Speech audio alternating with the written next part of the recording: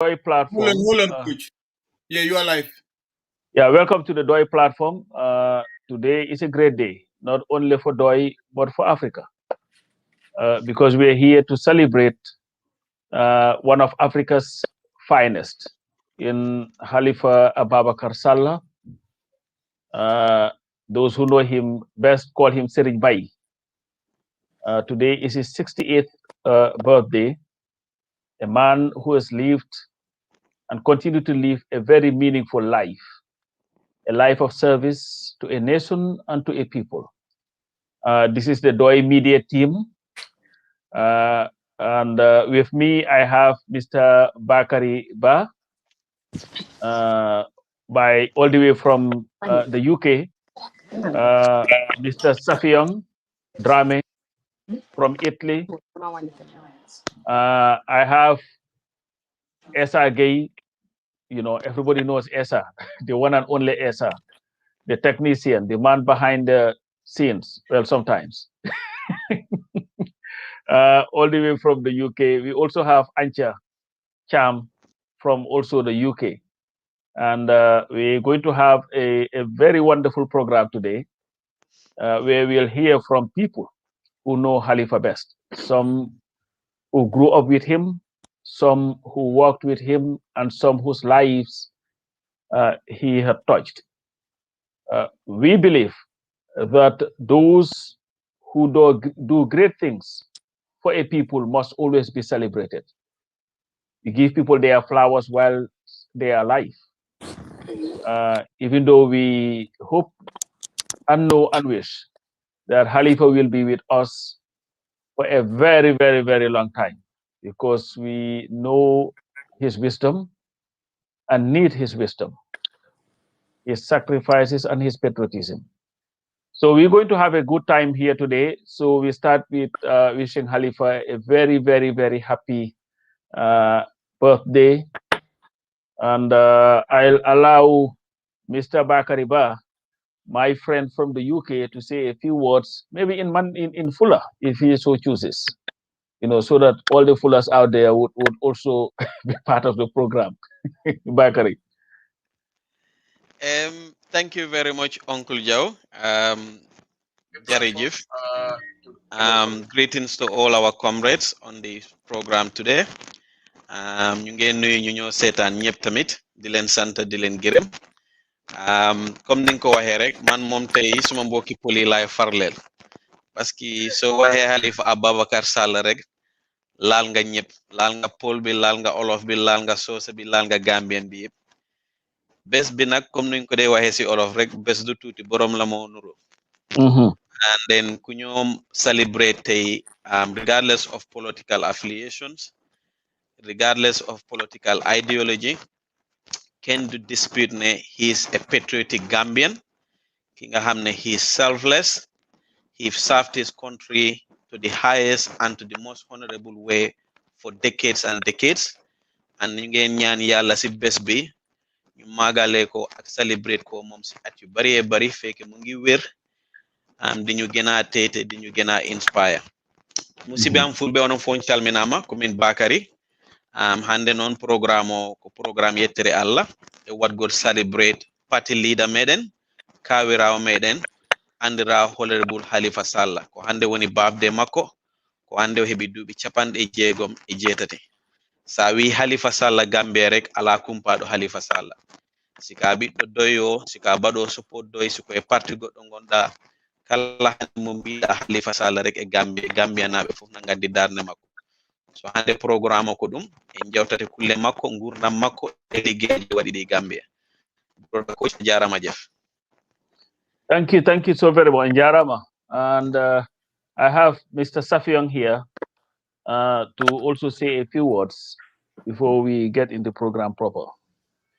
Yeah, assalamu alaikum Gambian nolu. Assalamu alaikum badi mandinkolo anaka moir lalu. Momondi ni program la moy kan ani ni kananyem program la moy. Bi nak bi mu lunku ma balati Gambia la history kono la. Bi mu lunati menga lonko Gambia bele ba celebrate kan Gambia bele nyanta ka celebrate. jannim ba fulale mune bi lun kumayande be na panelisol be konton na nimmo mel be be jam do kulal la miti do la patio kono adum mol la miti fana e gambia la je comme be même celebrate kambi afana e gambia je nyame wala mu honorable ti Halifa Sallah momonding ni be gambia kono yalon ne molo mi alon ko so manda na wultala bunko na ka finti akata wandi hajole topoto so wo ka wo celebrate nyantale kanjikol falin gambia nolu ka bato fani mo fata ka celebrate so bi doy wultale pour ka Halifa celebrate anin gambia nolu be mbe kafuri nyoma woto mba fala alhamdulillah bi lun kumayata bake be mobe bismillah la programme to ka chabe nyato assalamu alaikum bal kontama bake. Thank you so very much, Safian Ningbara. And we have Hancha, like Bakari would call her. Well, that's the fana way. Hancha, ñu dalal la yow it si programme bi xaw ma naka la sa olof mel nag. Yaa ngi mute de. Assalamu alaikum. maa ngi leen a nuyu yéen ñëpp seen tur ak seen sant di leen wax ne dal leen ak jàmm yéen ñoo seetaan tey bés la bés boo xam ne du pour gars yi doy rek la everybody said pour Gambia yëpp la because Halifa Sallah suñ ko celebrate Gambia yëpp a war a man ko celebrate ko because nit ki nga xam ne life am bi yëpp daf ko sacrifice pour ñun lu ñoo tuuti ku si nekk rek loo dégga si Halifa rek mooy ne lu moo dox rek pour nit ñi la lu moo wax pour nit ñi la lu moo def pour nit ñi la kon kooku bési judoom lu ñëpp di wax la wariñ ko wis happy birthday dañ ko war a ñaanal because gudda fanam ak wérgu yaramam suñ jàmm la ñun la amal njëriñ di ki moom sax because lu moo dox ak lu moo wax yëpp pour ñun la lu ñu yóbbu suñ dëkk bi kanam so na fi yàgga te wér yàlla may ko tal ak xoli muñ bem ñoo mën a continuer di ñu teete ni ñoo teetee ni because moom teeteem bi xamewu si xaj ak seen ñëpp la boole emale ñëpp la boole njoboote te ku mel noonu nu mu gën a yàggee suñ dëkk bi rek la gën a nekkee suñ jaama kon léegi yéen ñëpp ñëw leen ñu celebrate ko because this is not just his celebration suñ celebration la ñun ñëpp happy birthday Uncle Halifa once again jërëjëf. Thank you very much. And Esa, I know ne xam naa ne di nga bëgg a wax tuuti si bés bi tey you know yaa ngi mute nag xanaa da ngaa lekk waaj. No coach jërëjëf lekkuma man maa ngi oor no ma ne ko bés bi moom xam nga rek comme naka la ko gars yi de waxee ñu ne bés lu tuuti dafa tooloo borom and Halifa life am lu jara celebrate la ñun ñëpp gis nañ how selfless this guy is you know munoon naa def lu nekk comme moromam ñi jàng na ba jeexal waroon naa mun a dem toog fu nekk liggéey utal boppam xaalis defu ko xam nga mu ngi toog all his life mu ngi ko dedicate just to service to the Gambian people just to make sure ne Gambian yi dinañ live in liberty dignity and prosperity so this is a life worthy of celebrating aca boog ko ñu dem waaw jërëjëf thank you very much jërëjëf and the interesting thing mooy if you've known Halifa Halifa does not celebrate his birthday. He is not into celebration. Foog ma ne am na jot sax. It's not that he recognizes it. Why, like you said, amutoon jot bi. Musta am joti toog di celebrate birthday am. And we believe ne it is a worthy thing to do. Because ñu bari Halifa dañ ko xamee woon rek. Halifa sone Halifa bindakat bi Halifa politicien bi Halifa nii. Why Mota Tei Esa, we went and spoke to people who know Halifa the best, people who grew up with him, people who went to school with him, people who worked with him. Because Halifa is the type that maybe he doesn't even hear enough thank yous from the people because he is always running. So sometimes we believe a day like this, it is important to be reflective, to have people to tell him what he means to them. And so we have the videos lined up. you'll be hearing from different people, and then we'll be coming in as they go. What I also wanted to do something. Moine, this is also an election year. There are some of us who believe that Halifa is the solution to Gambia's problems, because he had demonstratively shown over and over again that his concern is not self, but the people. So we'll have a GoFundMe link that we'll put there, and we are asking people to join us in this crusade to ensure that 2021 will elect a president who is worthy of the name, a president who would put the Gambia first, a president who will give the Gambia hope, a president who would bring respect to our nation, and a person who is comfortable in his own skin, a person who can go to any gathering and leave it with his head held high, because he would have represented himself and his country in a dignified way that would earn not only himself, but our country respect. So the GoFundMe is there, and then there is going to be, what's the other one again? The PayPal. And we're asking people, if you believe that Halifa Sallah is worthy of giving the Gambia a chance, this is your opportunity. So I'll just stop here, and then we can listen to a few testimonies from people who know Halifa the best. Yes, sir.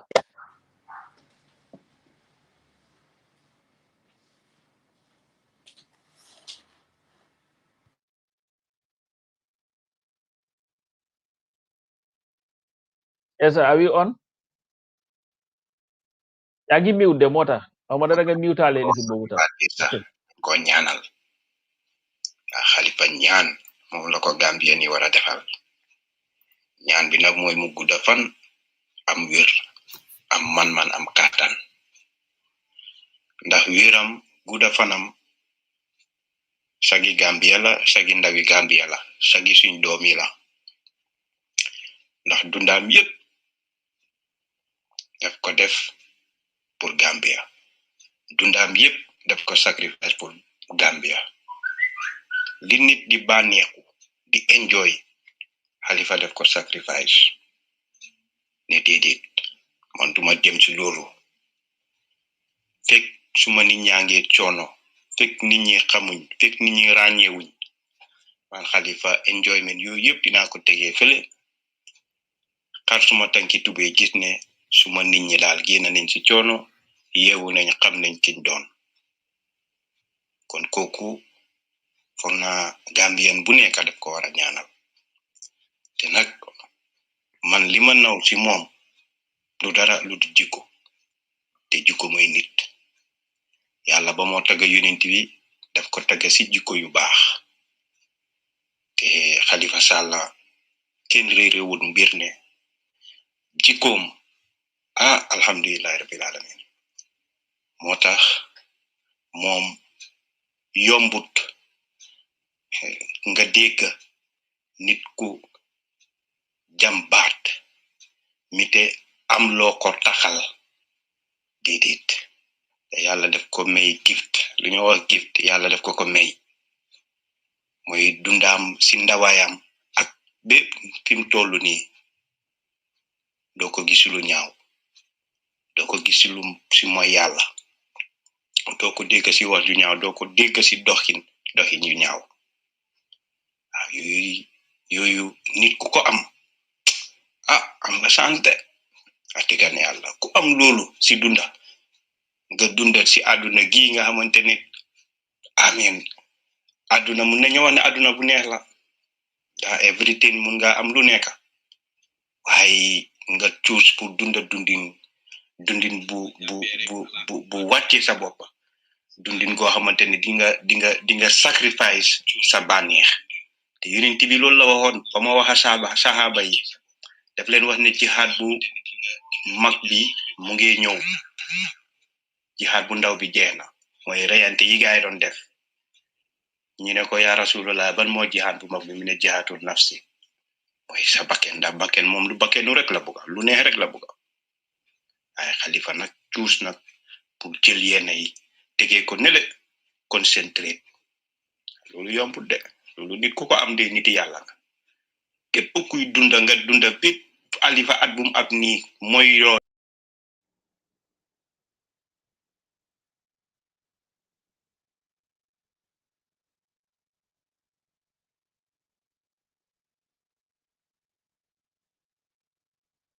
ñëpp xam nañ ñi waa Serekunda bu strict la woon ku teg njobootam si yoon la moo tax njoboot yëpp macha allah kon nag mu ngi noonu ñu ko ñaanal yàlla guddal fanam may ko wér yal na yàlla guddal fanam may ko wér yal na yàlla guddal fanam may ko wér mooy ndami Gambia mooy sagi Gambia sacrifice na lu nekk pas-pas te mbir mi pas-pas la te dafa am pas-pas bu réew mi lu ne mu daj na ko lu ne def na ko pour Gambia kon kooku ñun dañ ko ñaanal rek yàlla gën ko yokka digëral taxawaayam moom ak ñim àndal ñoom oncle Sidie ñoom ñëpp benn jikko bi lañ amee ko ci wax ci lii rek mu ngi ci kele ko wax ci lii rek mu ngi ci kele ñun def ñu daan fekk ñu ngi waxtaan werante ñun boy ci bitigi bag bi foofu joxe Halifa di ñëw pour ñëw jëda si dara waaye su ñëwee fekk ñun diñ ko gis ñu ngi nekk di werante di wax waaye su ñëwee du ñu ne puus leen o randu leen tii nii sax dina taxaw di xaar kenn mooy tiit si ñun rek gestu gis ko mite pol bi si boppam moo ñu wax ne ma ne may leen kii mu ñëw suñ ko gisee rek ñun tamit ñu tiit nag di jéggalu ni ko oncle Halifa baalal ñu de ay ndeysaan yar gi ak dal gi te ñu ne garaawut lii nii rek mu ngoog moom tam mu am ñu wax ak ñun jëndalu moo jënda dem yoonam nit ku baax nit ku mandu nit ku doylu nit ku jub dina wax dëgg ne yàlla booy ut njiit yi de mooy qualité si am na xam-xam bi am na may bi am na mu ngoog am na yar gi am na ngor gi lu nekk mu ngi ci moom kon happy birthday Mr. Sallah ñu ngi laa ñaanal na yàlla guddal sa fan yàlla yàggal la fi may la wér aar la sàmmal la laaxala fu yaaxa àggut si barke Seydina Muhammad sallallahu alayhi wa sallam audio bi guddee na nag ñu ngi jégalu jërëjëf. coach. waaw. jërëjëf. kooku de waaw Mansour de wax na wax yu am solo. ngir su fekkee ne nit ñu ngi laa seetloo sa jikko. jikko moom lu am solo la. ba pare is full ko xam ne ni ku ko xam yëpp ko waxee mandu teem la ñoo wax. suufeel boppam. bëgg réewam. because loo xam ne ñu ko nata si nit si njiit am na ko. soo ne xam-xam am na ko. soo ne mandute ñu ne am na ko. soo ne bëgg réewam ñu ne am na ko. soo ne doylu ñu ne am na ko. koo xam ne suufeel boppam ñu ne am na ko. boole ca tey ñu ne am na ko. ba pare nekkal life boo xam ne yaa ngi ko live 68 years of your life. kenn musta ñëw taxaw si kanami Gambien si ne man maa Halifa am nañ xaar ma yàlla. ba Halifa def na ma lu ñaaw. ba Halifa wax na ma lu ñaaw. so definitely esa ñi ñoo ko xam because kii néeboom la moo ko xam. xam nga nit ki ñu ne bala nga xam nit ki mooy kan rek laaj ko ay dëkkandooram ak ay bokkam. ngir nit ki mun naa nekk ci mbedd mi du dundee benn dunduwaay boo xam ne nekkul dunduwaay bu dëgg waaye ki nga xam ne moom nga dikkal bor bu set mu ngi laa seetlu di gis sa jikko. and as we go on and listen to more of these programs these audios di nga dégg a lot more testimonies Essa. waaw coach xam naa ne am nañ a lot of people ñi nga xam ne ñoo liggéey Halifa ñoo dëkkandooram ñu wax ci moom. So as like you said, as this program goes on, we will play some clips again whilst ñun tamit ñu ngi am suñ discussion fii nii di ko gën a doolee njukkal. ana Safiyong mu ñëw wax suñ mbokk yi fële ne le mbokki soose yi tamit. Safiyong is okay. Yep. Yeah. Assalamu alaikum once again. Comme même fo kanu ni mo me alon ko abotana audio la abotana diamo la sainteng. Atemu Honorable Halifa Sallah signoleti. iko mojao asinyola kalon mo kendo asinyola kalon parce que ani wala be siri nyokan ani wala be kolbe tamandi kan nyokan hadama di yato ba di yato sukutroto anin bangeto woto nyinga kuma kan lu mel fo Halifa Sallah wa ayta ko Halifa Sallah mo kendo le timenga lon ko alala soro mo kende alam parce que dobe je ka kulu jigola bar dobe je woni jigo ka wulule man satalla la fan ka so nyinga men fo Halifa Sallah kulu woto aka fambondi afanto pour hadama dum la nafa kamala wo dalilo ayta ko Halifa Sallah mo le timi alon ko man satalla fa le aso parce que aso londo la aso barakola aso jata kende ala aso kula men ngalon ko wala mu kalafi Gambia parce que ala fita Gambia la bakele wo nyinga wala yita kaje ko molo mu men ngalon ko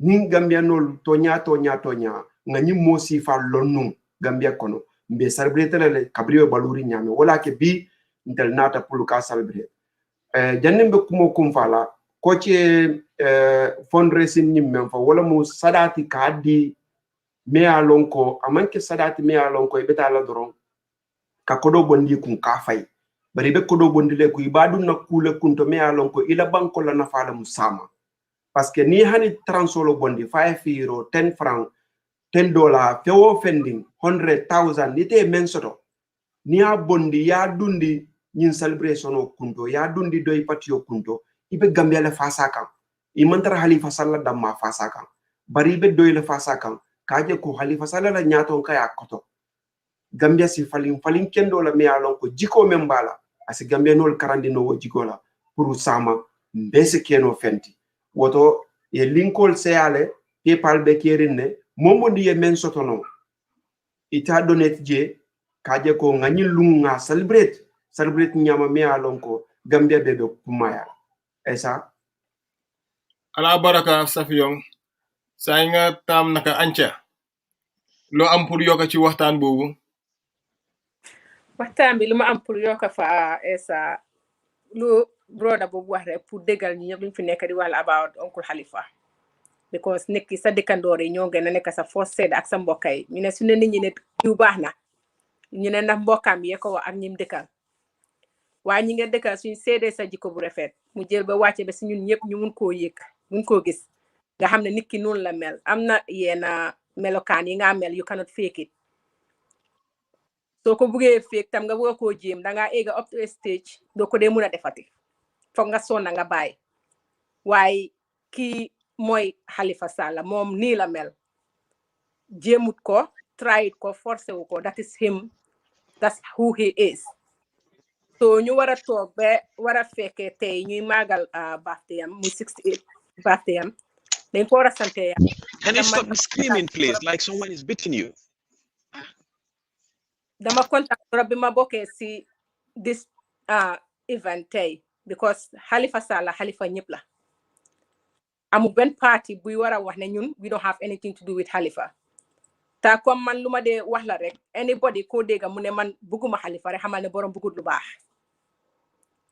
waaye képp ku bugga lu baax mënulooy bañ Halifa because Halifa mooy baax so comme que noonu la demee like Safia mu ngi ko doon buttress on like PayPal buñ def foofu na GoFundMe bi it's a birthday present for Halifa which is not even going to Halifa's pocket but it's coming back to the party dañ ko use mun a continuer suñ campagne yi because doy loo ko defal Gambien bi nga ko defal doy moo nekk parti bi nga xam ne nii ñun bugguñ anybody ki nga xam ne dangaa ñëw nga jox ñu sa xaalis ëllëg ñu war a toog ngay ñëw ne ñoo leen joxoon nangam parti bi dafa nekk parti bi nga xam ne ni anything lu faa duga lu leer la moo nekk because anytime ñu war a talk into government we don't owe anybody anything lu Gambians rek lañ xam ne ñooñu lay owe ñu sànnil so moo tax GoFundMe bi ku ko fa def tamit it's just like tax bi nga fay la laay mun a wax because sa own xaalis la bi nga xam ne yaa ngi ko contribute nga xam ne kenn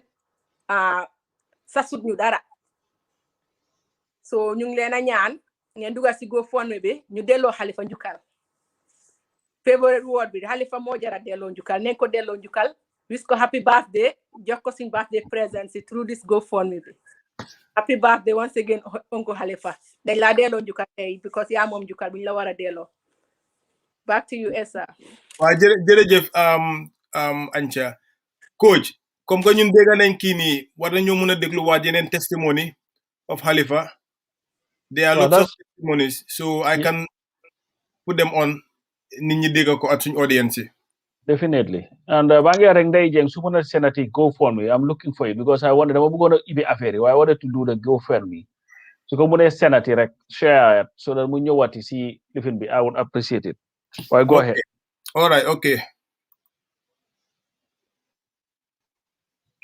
Hello, my name is Aminata Ba. What do I know about Uncle Halifa? I can say I've always known him since I was born because he has always been there. And my mom and dad used to tell me he used to sing some lullabies for me, which I cannot remember today, but I'm also grateful for those. And growing up, having Uncle Halifa around was a blessing, and still having him is wonderful. Is a great thing for me. I have always known him to be someone very respectful, even though we were very young. But he used to be a very respectful person, and he has inculcated a lot of values, especially into me, because things like honesty, integrity, I've always heard these words from him, and he has always manifested these values as well. So I've learned a lot from him, and today I want to wish him a happy birthday and thank him from the bottom of my heart and from every Gambian, because he has contributed a lot towards our nation, to kids growing up, to a lot of good causes. So I would like to say thank you. And we are fortunate we have you growing up, myself and my siblings. And I'm sure the Gambia is lucky for having you. Thanks for everything. Wish you a wonderful birthday. Mangla ñaanal yàlla may la wér gu yaram, yàlla bàyyil ñu la fi besi kanama kanam su ko defee yi baax yi ñoo defal yàlla mun na koo fay suñ kanam. Thank you so much. Halifa nag moom foog naa moom ñëpp xam nañ kan la man ba ma ko xam Amérique laa ko daan dégga bi ñun bokk a ñib si fii mu moom mooma ñëkk a ñib si sax ñun ñib see man 87 laa ñib si ma bokk ci laa bokk doy ba léegi nii waaw ma nekkoon ko xam ne sympathise laa woon ma toog ba ñëw ba bokk waaw te ñun mu nekk nit koo xam ne liggéeyal na réewam lu génn réew mi sax waaw Halifa Sallah ku ko xamul nga xam ne dëkkuloo Gambia ñu ngi ko wis nag happy birthday moom ñu ngi ko ñaanal mu yàgga fi lool ndax Gambia dañ ko soxla Gambia dañ ko nit yal nañ toog ba Gambien si yëpp xam kan mooy Halifa Sallah waaw foog naa ñi ko xam ñu ngi gros fi mu nekk nii ñi ko xamutoon bari wuñu woon waaye léegi foog naa Halifa Sallah ñi ko xam daj na réew mi fi mu nekk nii waaw ne ñu seet nag suñ boppa ñu gëm suñ boppa ñu seet li gën ci Gambia ñu def ko Halifa Sallah maa ngi ko wis happy birthday ci suma xol laa ko def nag waaw di ko ñaanal mu yàgga fi lool waaw happy birthday. Jërëjëf coach. Waaw Esther. waaw man fi mu ne maa def nii maa ngi jéem a duga pour ibi donation bi man suma boppa pour encourage everybody because the donation si boppam is definitely towards the DOI 2021 elections. And that's what it is. And because we believe that too, those who support the party and support our presidential candidate in Halifa Sallah, dafa am luñ believe mooy ne Halifa is the solution to Gambia's problems. And as a result, elections nag dafa seer. te dooy nekk na parti boo xam ne ñun ñëpp dégg nañ ko ci congress bi nekkul parti boo xam ne ni an individual moo ko finance no it is financed through ñun ñëpp collective effort grassroots financing so moo tax we appealing to everybody pour mu help in this process and man fu mu nekk ne as I'm speaking to you maa ngi jéem a dugal pour donate €100 towards this exercise and to encourage everybody to ku mun pour mu def lolu, because at the end of the day we want to make sure Gambia is giving a chance, and for Gambia to be given a chance, we must give them a candidate who can give them a chance, and for that person to succeed, that person must be fully funded.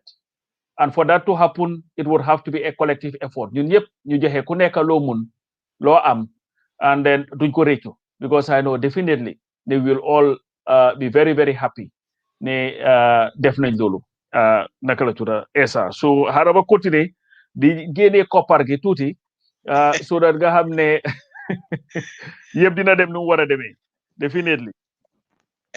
Brother Esa, whilst brother Pa Samba di génne wallet bi parce que moom mooy suñ nijaay si programme bi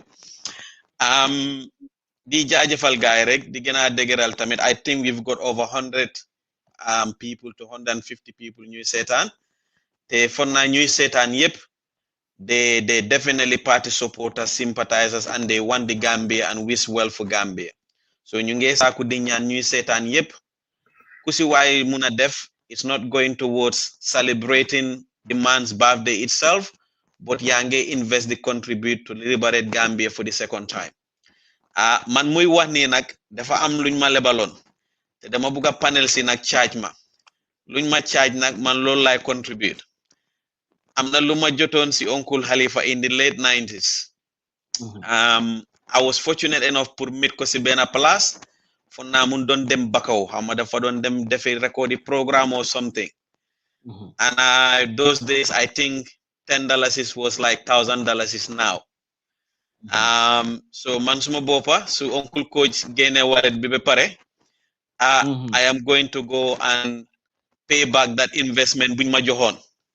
For now $10 is 90 late 90s. Would be equivalent to £100. So man, that's my birthday contribution and celebration to a great man bu ñoo celebrate. Ma wax ko si por rek suñ mbokki poli tamit parce que gis naa fi ay yette jàllo ñoom nag moom aussi dafa dañ buna waaye tey na moom ku fi santa jàllo daal wala nekka séeréer wala joola ñun laa sas nekkul ne sas bi nga xam ne sax dañ ko war a sas nit parce que ñun ñëpp xam nañ loo def si doy rek loo def si turi Halifa rek si lu óor la te luy njëriñ askani Gambie gi yëpp musidɓe amonon fof on jarnama hande programme o ko waɗgol celebrate birthday Uncle Halifa o hande o heeɓi duuɓi 67 ɗemmo mbiya happy birthday ɗemmo ñagano Allah ɓoyna mo yeeso meɗen hokkammo cellal e sellirede hande noon ko woni programme o en mbaɗa feerene kadi na pour waɗgol mo celebrate rek kono enen fof ɗen gandi élection weeɓani Gambia te Uncle Halifa ko neɗɗo mo gandanta o ala yeefi pat boɗgol pati walla yakkugol kalis en so kono hande kala ndaroɗo dal e ñaaga siko $5 jogiɗa siko $10 siko 100 siko 1000 mbaɗa ɗum contribute towards the party because enen fof ɗen gandi ko election payment ɗen so ko ɗum woni yewtere nde enen fof on casa noon saka yette jalloɓe ndaroɓe ɗo puntine wallet mum gon phone mo na ɗon PayPal o na ɗon esa jarama waaw ba pare maa ngi just am Alaaji Diop Germany mbokki fana hanca bi hinca moom it mu ne pledge na €100 Uncle Diop jërëjëf so you know gars yëpp ñu ngi xaar daal we need naka la tudda need the money for the party so that they will be fully engaged in the process. So Aferidal, that's very good. Alai Job, thank you so very much. And the links are there. So then continue because I'm the banner pin between the PayPal and the GoFundMe. So let's just continue Nakala to the share, especially the GoFundMe, since Job Mugi already pinned the PayPal. And then they so mune direct the names of you donate. I know that you'll be getting the notifications so that maybe at the end of the show we can give a tally of what was raised and what was pledged. Why not you muna donate right now? That would be a lot more helpful too. Why thank you very much. Jerry, thank you so very much, Nakalatura Bakari, for that. And these are very trying times. And guess what? We may even be joined by Halifa pour waxane ñi and this would be maa ngi dégg sama bopp de dafa mel ni am na kuy déglu waa daan other device but this would be the first time ever that Halifa would have said something about his birthday celebration. I think the first time they go large on question, but this would be at least where he would have to be forced to participate in the process. Why, Jerejef, guys?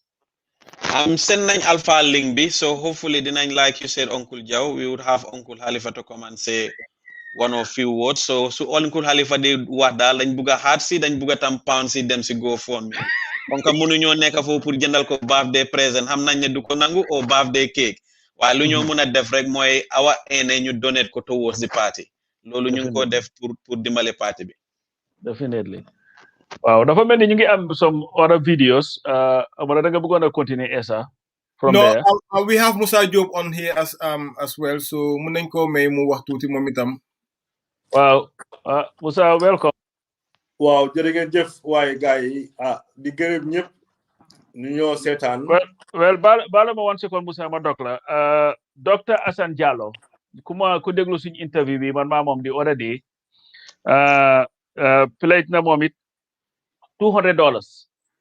Wow, thank you, doctor. This. So I hope ne Ndey mu ngi take notes of it. So yes, let's go. Sorry now Job mun nga ñëw xaalis su ñëwee daal ma dok la.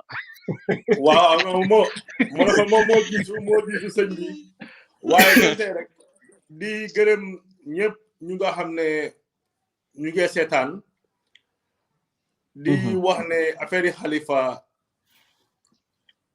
foog nañuy sawar si pour wax ci moom ndax Halifa nekk na njiit boo xam ne ku doylu la ku déggu la ku bugg a dimbale doomu aadama la laay fam yëpp Halifa si loolu la ko dundee kon Gambian bu nekka bu amee doom jikko yi Halifa amee ci jikko yooyu nga yare sa doom te Gambian bu nekka bu sañoon dafa am doom bu mel ni Halifa koo xam ne kenn du ko wax ne yaa fi def A wala yaa fi def B kon ku mel ni Halifa Sallah ñun dañ koo ñaanal gudda fan yàlla yokka dooleem ak kàttanam ak eeneem Gambia bem eega fi mu war a eega ak fi mu bugg a yóbbu Gambia loolu lañ koo ñaanal kon affaire yi Gambia yëpp la te Halifa moom mi nga xam ne Gambia ko ñor ak dimbale doomi Gambia ni kon ñu ngi ko wax ne jërëjëf boobu ba léegi si lim nekk. Well, jërëjëf Job, I just wanted to acknowledge FJ Jallow pledged the £50. So Hamnane Day is taking note, and then we'll find a way of contacting Kokunun FJ. And FJ, thank you so very much for all this. And then Fatima Yain Jok, Mobi pledged £50 towards it. So I hope we are taking note. Thank you, Yawit, so very much. And Linga wax Musa moy dega ngir ñun ñëpp in all honesty ku si jur sa doom man njaboot la ñun ñu nekk fii yëpp ay njaboot lañ am na yenn jikko yoo xam ne moom lañ bugg a suñ doom yi am bugg nañ suñ doom yi dunda a productive life boo xam ne ni dinañ nekk ay royukaay te ku déglu Halifa Sallah ku deal ak Halifa Sallah man at least for as long as I've dealt with him ak ku ko mun a xam dina leen manifeste yenn jikko yoo xam ne nii ñun ñëpp bugga nañ suñ doom am jikko yooyu gis nga ni nga buggee sa doom nekk koo xam ne dañ ko mun a royukaay la war a nekk ñooñu dañ war a nekk ñoo xam ne nii yow jikko yu war a doy lu la war a doy la xam nga lu ma miin because sa doom moom kenn la imaginal ki nga jox sa réew koo xam ne nii moo war a amee life yi yépp kooku ban war a façon dunda la war a dunda ban façon jikko la war a am because dafa war a nekkal royukaay nekkul ku ñoo jox place rek pour mu nekkal fa boppam waaye dafa war a nekkal nit ñi soo ko mel ni Halifa façon yooyu la te maa ngi gis Mohamed Baye Dramé mu ne am na ñetti payments yoo xam ne ñu ngi just dugg PayPal so suñ ko talee rek make the tally and later we'll thank all those ñi nga xam ne ñuy donate yëpp we thank them very much the affaire yi weird this is politics te ñun dañ believe man suma bopp laa de xaw ma keneen dama believe ne Gambia's last chance pour mu make a turn mooy 2021 election season te man I believe 100% the person ki nga xam ne is capable of giving the Gambia the chance that it deserves after 56 years of backwardness, wretchedness, and abject poverty. Why Halifa Ababakar Sallah? And why? Because this is a guy who testimonies in a digger yep. But this is a guy who throughout his life. Everything that he has ever done is dedicated to the well-being of the Gambian people. Nothing more, nothing less. Everything. He's a guy who has them. Landing Nyasi, thank you very much for the 50 pounds. Nakala to the pledge. And there's sorry, Coach Dogumala, I'm not paying pledge. Fatima Yai Njok, Tamit. Wow, Koko Amon na. Amon Gako. No, you're Fatima J. Jalong Amon. Then Amon na Fatima Yai Njok. Okay, that's good then. But like I was saying, all his life, Halifa would go to conferences. Whatever Lumfa Jele, they send Padiyam Yini, it does not go to him. It goes to the struggle. Let me tell you something. America feeding. And then we'll go to the videos. Then talks Masal, you get what an affair struggle. That was here in the United States. Mane mo bubo deka America feeding. Umo joge nakala place turati. Missouri. The School of the Orchards. Epare ñew move to DC. Liggéey yum laan defantu salaire yum laan aan daf ko daan xaaj ñetti xaaj benn bi pour moom benn bi pour naka kilifaam yi benn bi pour struggle bi that is what he had always done. And Halifa would be joining us very soon. Suleiman, I think you can have them come in. Guys, send one alpha legi. So ñom lañu xare and then we'll have him. Why? So chege even his salary. Naka la ko use? Gis nga ñi nga xamne ñoy ron ñoy mëna salary bi that he gives to people. Ñoo am the say Halifa does not even have the final say. Just like what Syria is doing too. Everything that he does, those people esa ñoo ne man de suma doom ji de digga dama am problem in school. Ñooy make that decision. That money goes there. It does not even go to him. And this is how he had lived his life. Ko xamne is content. Man du tem de man suma ko amé. If I just have that in my life, I am satisfied. Waxuma yeneen yeb the content, how content he is with his life. Also, I don't see anything luy nekk sa problem si aduna. And his problem mooy problem yi nit ñi. It's never about him. Why I just had to say that, and then we'll be joined by Halifa, and then he will say a few words. How about mo watee nag, why? Uncle Joe, ñu ngi profito tamit di nuyu wale ñu bari ñu ñëwee seetaan. We understand the likes of even Honorable Ousmane Silla. Ñu ñëw seetaan ñu ngi nuyu party leaders yi yëpp ñu ngi leen a bëggee si bés bi tamit ñu bokka ñoom celebration bi yëpp parce que celebration bi moom it's a Gambian celebration nekkut about Doy or Uncle Halifa yàlla na yeete yaaga ñun Gambian si we need to start appreciating and celebrating our own Uncle Halifa dafa nekk koo xam ne tey su nekkoon beneen waa dëkka we would have been climbing on the hills and the mountains to shouting his names nekk na koo xam ne turam jëfam ak waxam dina des in the history of the Gambia for the long time. Inshallah, hopefully ñu ngi expect dina join. xam naa ne nag dina jégal jabarami parce que fi celebration birthday bosam why we are celebrating the life of a man who has been a servant to the Gambian people. So loolu moom tey ñun jarbaati ñoo kidnap pour def loolu waaye xam naa dinañu ko may inshallah. And Modou Olimbo. thank Modou Olimbo. Thank you very much. Yeah. Go ahead. And, Uncle Modou. Yeah. Yep. No, okay. I can put on some more testimonies. Mun nga def loolu whilst we wait for Halifa for mu join. Foog naa send nañ ko link bi already. Okay. And also, I just want to remind the viewers that they can share this.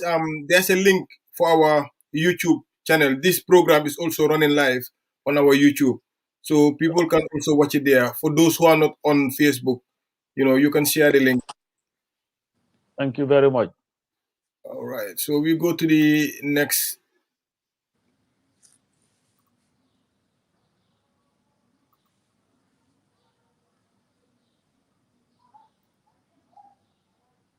Salam Williams, presently in Lamin, born and brought up in Serakunda. Halifa was my childhood friend. We started school senior from primary school to high school. And he was a personality that we all revered. And he was fondly called Seringbay. We call him Seringbay. We were together at school, and their family is a family that has been well brought up, and we really admire them for their family background, because the father was someone that was so strict that we always have to be mindful when, And we realized that Halifa's family was unique in Serakunda in a way, because they were all brought up in a manner that has brought them success in their lives. Like we have Habib himself, Sheikh Jan, and the rest of them all. So we admire them so much so that, and it was a time in the 60s when you have this Black Power movement in the US, and you had small splinter groups in the Gambia who were also activists. And we were a generation, 2 generations below them. And we witnessed so many of their activities. And we went to high school in 1966. And in 1968, when we were informed through, Halifa left for the US. And I missed him for almost 15, 20 years. And on his return, came back home, joined the social welfare. And he also had programs with the Radio Gambia, where the program was called Bayo Bayre. It is a social program that enlightens youths about their social life, how to organize themselves to be responsible people. And up to some time, he decided to leave the social welfare, and I had him in politics, which was a surprise to me, because it was something that he was brought up within the midst of, very intelligent people, intellectuals. And the trend of the political party was unique then compared to the political parties then, of which Gambians accepted what they had to give, but we are not able to decide to join them in whatever. But despite all odds, they've been operating in a manner that they would just go out to the people, tell them what benefits them, and that everything that they have about it, they had their agenda. And, they were not out to let people be aware of what politics is all about. It was so difficult for them.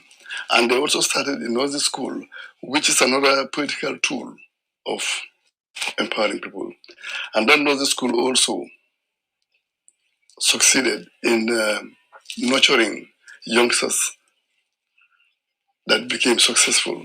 And most of them, you can find them in some government institutions. And also, they were out and about, especially during political campaigns.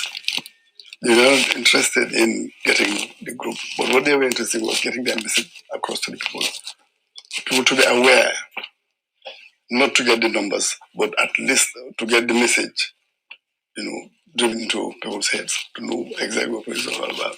And I'm not surprised. It took quite some time for people to accept what they are. And today, they was not able to have even 1,000 voters.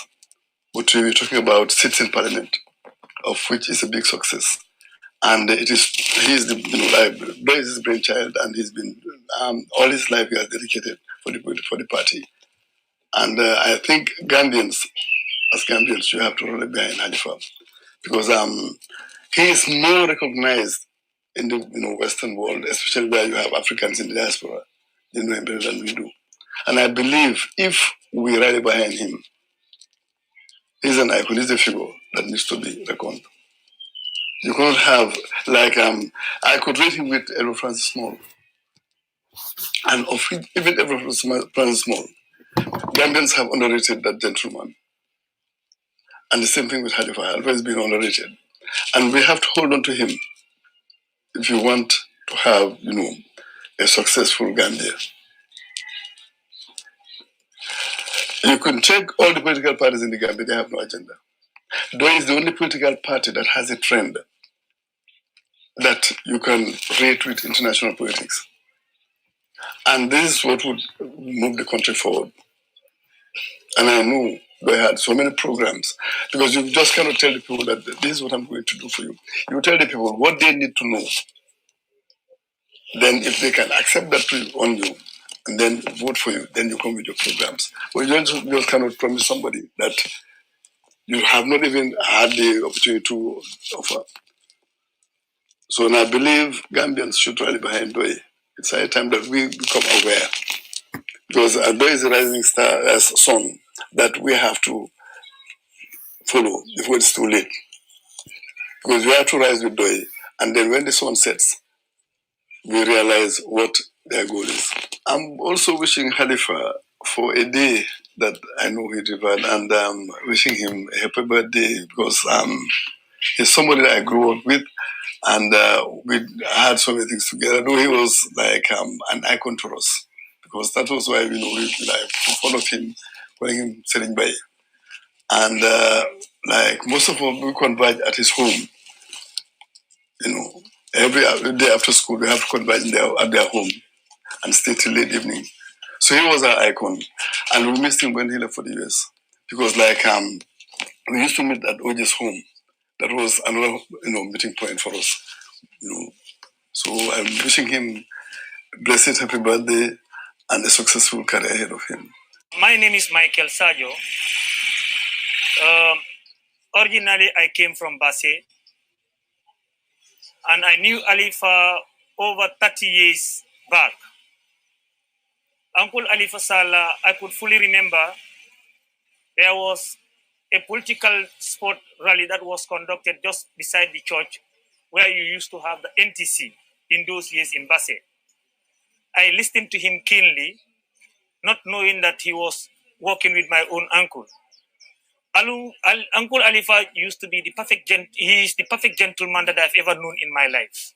Somebody who is very humble, somebody who lives in a very simplicity life, somebody who is truthful, and then somebody who likes to encourage and then teach. To me, he's my good mentor. He's a good teacher. Uncle Halifa is a good teacher. He is indeed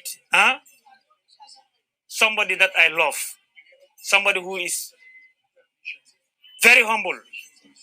In a cut it short, he's a good teacher. I always learn from him. More so, I become love with Fourier to learn the youth needs to be told the truth. So, Uncle Halifa, personally, I am short of words, but I'm wishing him the best in his life. And then, Uncle Halifa, I wish you happy, blessed birthday. May you live long. May God continue to bless you. May God continue to give you good health. May God help you, strengthen you to make a good way in your life. The good way that he continue to give you, may he continue to give it to you forever and ever. Amen. I am Usman Silla, and you're asking me about what I know about Halifa Sallah. Well, I know Halifa A very long time ago, when he was working at the Department of Social Welfare in Banjul. But I came to start interacting with him in the 80s, and this was in the 70s that I know Halifa. But in the 80s, I started the interaction with him. When, particularly after they were released from the detention, the 7-month detention during the Jawara regime. And that was the time I came to start interacting with him. Halifa is someone who has dedicated all his life to serving humanity. He is one who abhors oppression. He is one who abhors poverty. He is someone who hates ignorance. And that is why he had dedicated his life to the efforts, the struggle to ensure that people are free from all those situations like oppression, poverty, and ignorance, and then to live in liberty, dignity, and prosperity. As you know, he has been interacting with my sister, Auntie Amisila, and the husband Samsar. And it is through there that I came to know, to start working with him. And yes, so he's that type of person. Halifa is one of the few Gambians who are really an asset to this nation. I understand that he is about to, his birthday is not very far, and we want me to talk about him for that purpose. But for us, the conviction, and Khalifa also shares this conviction, that we believe that the essence of living is not how long the person lives, but how the person lived. And by that, Khalifa is living to ensure that there's difference in the lives of others. So I also share that conviction. So for us, it's not how long you live does not matter. It is how you lived. And if you have such a person who values the quality of life, living, what have I done to make a difference in the life of others? What have I done to bring about change in society? Change for the better, positive change. The wish is for that person to live longer. So on that basis, I wish that Halifa lives longer so that he will continue benefiting humankind with his dedication, his commitment, and his love for humanity, his love for human beings, his care for humanity, his care for human beings. So such a person, the wish is for the person to live longer. So I wish Halifa to live longer so that he will continue benefiting humankind. And so happy birthday. I want him to be celebrating more or to be witnessing more of his birthday. So that means living longer to continue serving. Thank you.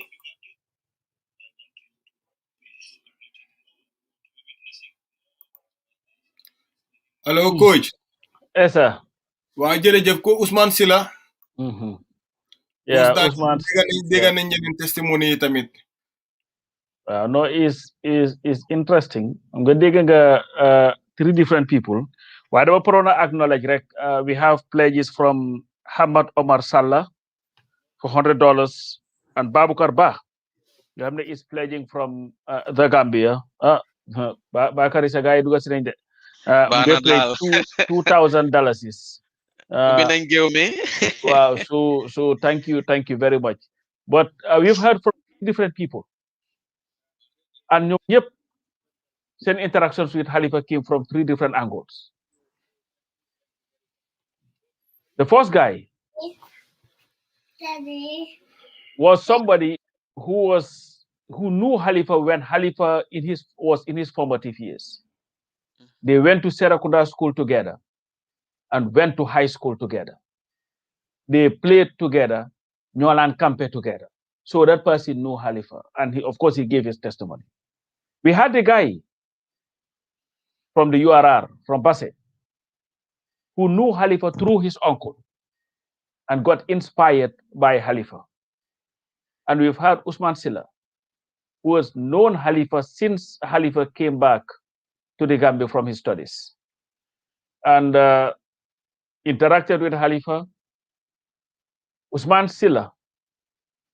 Sillah's sister, Auntie Abi Sallah, who is married to Sam Sarr. Sam Sarr, who happened to be Halifa's longest colleague in the struggle in the Gambia. He worked with Sam Sarr longer than anybody in the Gambia when it comes to this struggle. And of course, Usman Sallah became a member of the party, interacted with Halifa, worked with Halifa, and is now serving in the National Assembly with Halifa.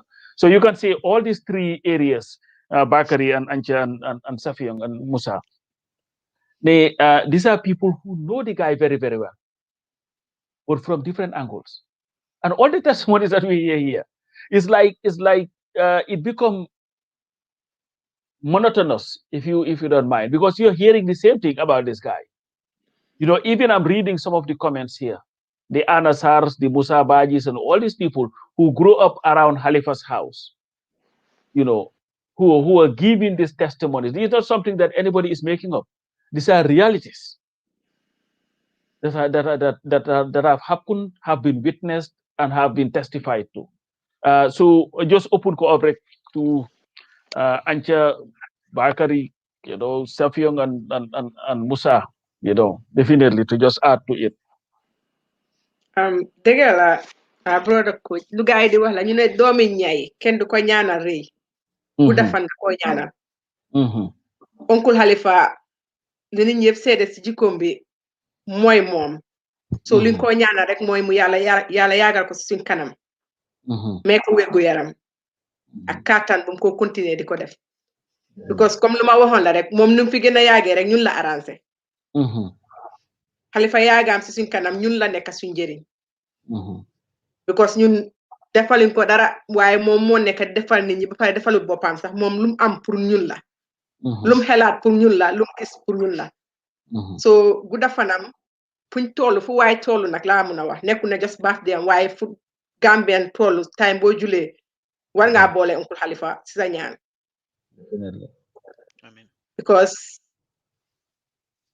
xam nga déglu all these testimonies like yëpp ñu ngee ñëw li nga wax la like it's just like a repetition te nekku na ñi dañ toog ñu waxtaane ok lii la ñëw wax waaye fu waay waxee rek keneen d'accord si kon nga xam ne mooy li am ñu ne ku ñëpp tifli nga tooy waaye tifli bi la tifli ni si lu rafet like ñoo ñaan yàlla yan nañu yàlla may at least a quarter of what Halifa is mënuñoo mel ni moom because like nu mel du lu ko dab depuis mu nekk xale la so dangaa gis ne this is something that has been in him forever so ñun ñi bëgg a jéem a mel ni moom duñ musa mel ni moom waaye yan nañu yàlla may quarter of nu mel bañ mun a nekk si ñi nga xam ne ni nit ñi tam dañoo mun a gis naw ñu because Halifa Sallah like suñ amoon a few of his kind in Gambia bu yaaga ba léegi ñëpp feeñ ñu nangu ko ñu accept ko ñu jël ko ndamoo ko konoon feneen la ñoo toll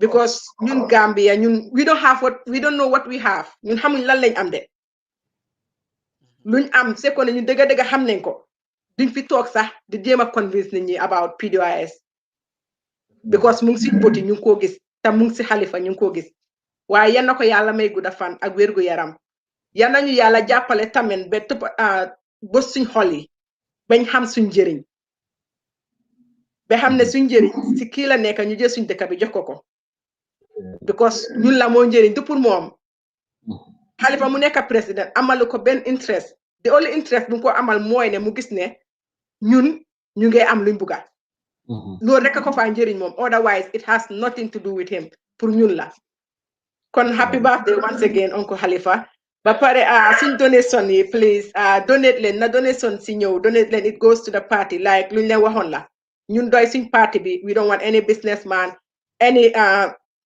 anonymous donors donating us we want the Gambian people to sponsor this party nga xam ne seen party la éléga sibit luñ fuñ mënta taxaw rek ngeen nañu waaw ana ñu lii leen bëgg a def leen ko loolu leen bëgg ñun leen bëgg nit ñi diñu taxaw diñu lacce bëgguñ kenn diñu konkon diñu wax ne maa defoon lii su passé Gambien ni jërëgeen jëf anca di buga nañ donation de waaye bëgguñ anonymous donors lañ bëggut kañ waaye businessman bu ko donate si doy te nga am bu ko waaw donatal moom waaye there's no string attached understand nga waaw we in for the business people as well parce que dëkk bi su doxee Gambia su doy dinañ defar économie bu baax ba nga xam ne xaalis dina nekk ci poche nit ñi business dina dox so doy mooy njëriñ businessman yi so businessman yi tamit su mu ne donate su doy come on do it te feeñ waaw non amul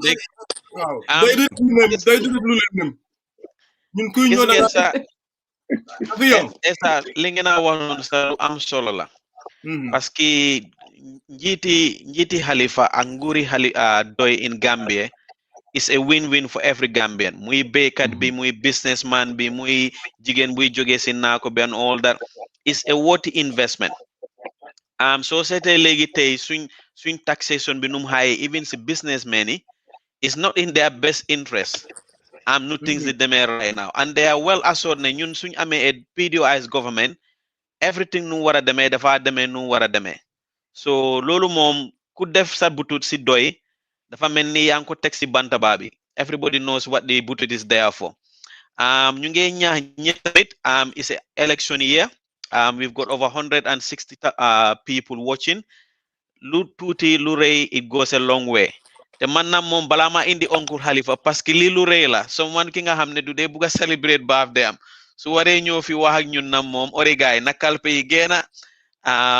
na mbuusi xotteeku nañ dem si cash point yi nañ dem si GoFundMe bi nañ dem si PayPal bi fon na am nañ broda Moussa Diop ak Safion ñoom tamit ñu ñëw wax si soose ak olof tuuti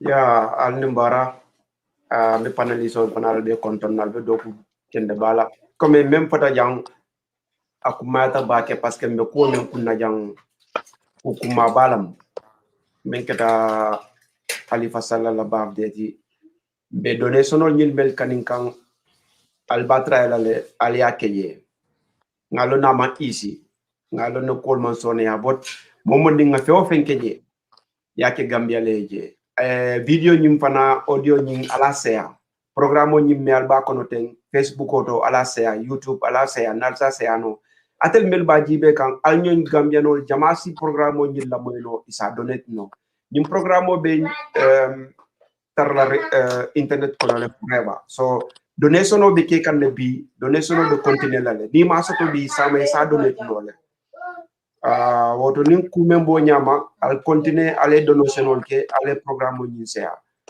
nga testimonial mel moy ja wala nga kacha mel moy ja mo sabo me alon ko inata kana kacha la jang mo sabo lo mel alon ko Halifa Sallah lon nyaala ma nyaal mel alon ko e manke kile do be je walon ne because ala moyle do be je wona wuluta nyokanne do be je wona do ko ke nyokanne abadu fana fututa akaf nyomay woto ni membo nyama ye kuma kan men fo kuma kan ni bena take kilinati parce que iko sabar la mu nyala la mu a wasata le fana parce que waso nyin kuma ata bakele balu kono ni hadama dingo wasata ko be ka kuma ya nyakota la parce que mafo politiko mu dinoti bar niyaji ala Muhammad Tombo kake dino nyaton koti misilmi dino nyaton koti a wasata le jiko kendo le fanam bala woto nim politiko mu dinoti no Halifa Sallah na be kala na Muhammad parce que a wasata le a munyata a sabarta askeno millionnaire ati a otuji akamal la fi Gambia din kilomètre traje men ngalon ko abeta rabata kono la wala a wulindi wala ñatilin Gambia la wala ñatilin ala banko la ay ko kuke akakele pro Gambia la ta ñato woto nimbe o salbude tlabi amanya na do ale te ñakoto e min soto isa keno jele al finti ale kodo ke nyim programme oto me alon ko sama abete dingol nafalale abe dingol fanal nafalale parce que ko membe ke kan doya abe ke kan Gambia ko le to ko kunde nakata doya katara lanken marine mobe ya jela be senari woto nin ku membo nyama be Gambia nol be welcome la oncle Moussa waaw saxyon jërëjëf lima wax rek mooy bu testimony doore ba léegi ñëpp benn wax bi lañoo wax te li ñoo wax rek mooy ku déggu la ku jub la ku mandu la ku bugga réewam la ku bugga génne nit ñi ci coono la kon nit ku nekka rek boo amee sa alal tey war koo dénk nit il faut nga am looy gis ci nit kooku noonu ba tax nga war ko jox kon ñun Gambia dañ war a xoolaat suñu bopp bu baax a baax ndax bu fekkee ne ñun suñu alal buñ ko amee fu óor lañ koo teg kon réew mi buñ ko joxe tamit nañ ko jox ñu óor ñoo xam ne amul dara lu leen taxa te Halifa nekk na nit koo xam ne nii boobu ba léegi loolu lañ ko seddel di wax rek ne doomi Gambia léegi mbir mi mu ngi ci ñun ñooy seet fuñ bugg a réew mi dem gis nañ ñëpp te xam nañ Halifa lim bëgga pour askan wi kon nañ jàppale suñu boppa du Halifa la ñoo jàppale wala PDOIS dañoo jàppale nañ jàppale suñu boppa pour réew mi jaar foo xam ne nii dina dimbale ñëpp ku nekk ci li nga nekk ci leneen li nga xam ne moom moo ko tane jërëjëf coach kon ba ci kanam ma jox la ko waaw jërëjëf nekk ni is definitely this is a great feeling. Definitely, we all know Halifa, again to reiterate this, he does not celebrate his birthday. Not that he doesn't recognize it. But like I said, because I was talking to the wife, well, I'm going to nekk ni moomatul boppam nit ñee ko moom and he is our leader and for good reason.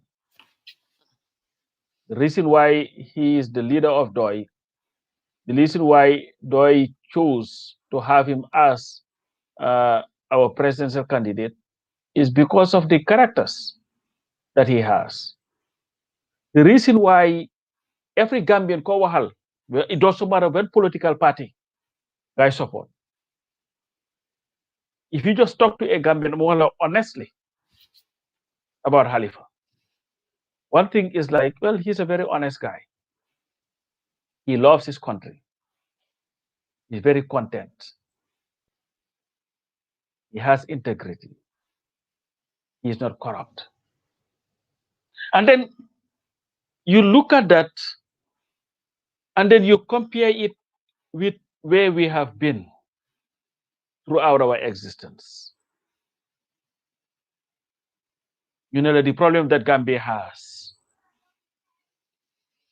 more corruption, leaders that are greedy, leaders that are selfish. That's what they tell you.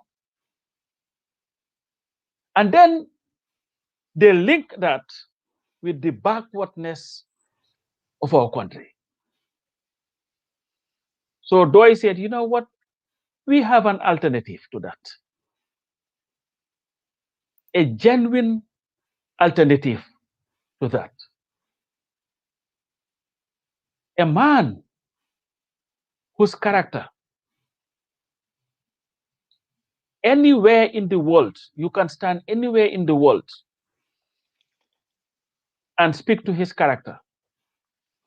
And not a single soul can come out and tell you, no, what you're saying is a lie. That's the alternative that Doi has given them. You talked about that we've always had selfish leaders. You know, we have a selfless person. You talked about that you've had leaders who were corrupt, who were greedy. You know, we have one who will take his salary and share it with the masses. One who does not love extravagance. That is why he has chosen to wear simple clothes. He studied in the United States. He could have been back, the Sol Karawatam, nothing wrong with that. But he said, I'm so comfortable in my own skin, that I believe that irrespective of how expensive a material is, it will never be more expensive than my skin. That is his thinking. So whatever I put on me is just pull aar suma cëri nga xam ne du ma def yarami neen si mbedd. So Doy tells you, you know what? We have one person who possesses those qualities that are so rare in Africa. And its rarity is one of the reasons, the main reasons why Africa is engulfed in instability. Because we'll have leaders who would lord over the people. Leaders who would want to drive the most expensive cars at the expense of the people. Leaders who would want to build the most beautiful and the biggest mansions for themselves and their families. But Halifa Sallah would tell you that irrespective of how big a mansion is, how many rooms it has, you can only occupy one room at a time. Irrespective of how big and expensive a bed is, you can only occupy one space of that bed at a time. How expensive a car is, you can only occupy a space in that car. That is the level of contentment. Mga guys, so hinyo nila si Sayir ak si Batin. He understands life. To understand ne ñaari xare ñoo am. Xare yi sa noon yi ci biti ak noon bu nekk ci yow. Noon yu nekk ci yow mooy ban noon. Mooy sa wants. What you may want, but may not necessarily need. And this is Halifa Sallah. This is a life that he had lived. Since bu wax xam nga gaay ngi wax ni programme bu magi elek lolli ak Boy Bayre. A program that was in the Gambia on Radio Gambia in the 70s. But up to the time we call arrest. The same thing that he is talking about now is the same thing he was talking about then. Contentment, self-worth, respect for self, respect for others, honesty, integrity, dignity. And throughout this whole period, he lived it openly and in private. Because since then, there's never been anybody who come and tell you, Halifa Sallah, if you want nit ki da nga mandu, why mandu dara de? Man de deg guma ko. So this is what Doi is offering people. That everything that has resulted in the backwardness of our people, we have the perfect alternative to that. A leadership that would inspire. Leadership bu doylu. Leadership bu mandu. But most importantly, a leadership that respects the people enough not to put a wool over their eyes to fool them. But anyway, it's not my program. This is not about me, just but I just felt that I had to say that. And this is the difference. Bakari, Safiong, Job, Naka Musa Job, and Hancha. This is the difference. This is why, if you believe in it, we are asking you to go to the GoFundMe. Nothing is too small. Whatever you believe you have and can, so that Gambia would finally have a chance to be led by a leader who is content, who is honest, who is driven by integrity, self-worth, and respect for the people. Help us do that. Anything. A pound, a penny, a dollar, a dalasi, a euro, a peso, you know it. Whatever you have, just so that collectively we'll come together and finally give our country a chance. Okay, somebody else can come in. Esa ñu ngi am Matar si bunta bi ñu seen ndax moom moo nekka Uncle Halifa wala dafa bëgg a ñëw benn 1-2 minutes rek. No waa dugal naa Matar comme li ma bëggoon a wax rek yow li nga doon wax ni yëpp koñ ma ngi ko déglu bu baax a baax. So Africans yi ñu ngi celebrate this the Tanzanian president Magufuli. So why they celebrating that guy? Because he's no nonsense with corruption. They see how selfless he was. Try within 5 years how he transformed Tanzania. Can you imagine Halifa Sallah as a Gambian president with only 2 million people? Naka la wara transform Gambia. If that guy can do it for Tanzania, nga xool Halifa Sallah. You can compare Halifa Sallah with the best of Africa. Why Gambia, for some reason, mënuñoo gis loolu si seen nit ki. No, daf ma dee jaaxal. Why I believe that sometimes, when they say that you standing too close to the elephant, you can't see anything beyond that elephant. Don't gis dara because how big that person is. So they don't see anything beyond. Why ñu nekk si biti ñu ko seen diko gis. So I believe that the day Gambians ñu jox Halifa the chance, within 5 years, they will see how transformed the Gambia is. Esa, just before Matar Dugasi, Paul Bala Malumala Doc. When people talk about Magufuli, the president, Kagame, Halifa do said mass. You know why? Because in spite of the fact that these people fight against corruption, they have been accused of abrogating fundamental human and constitutional rights of citizens. Halifa Sallah and a Doi government will never abrogate the rights of any single citizen of that country. And this where the separation is that whatever we do, it will be done guided by this most important tenet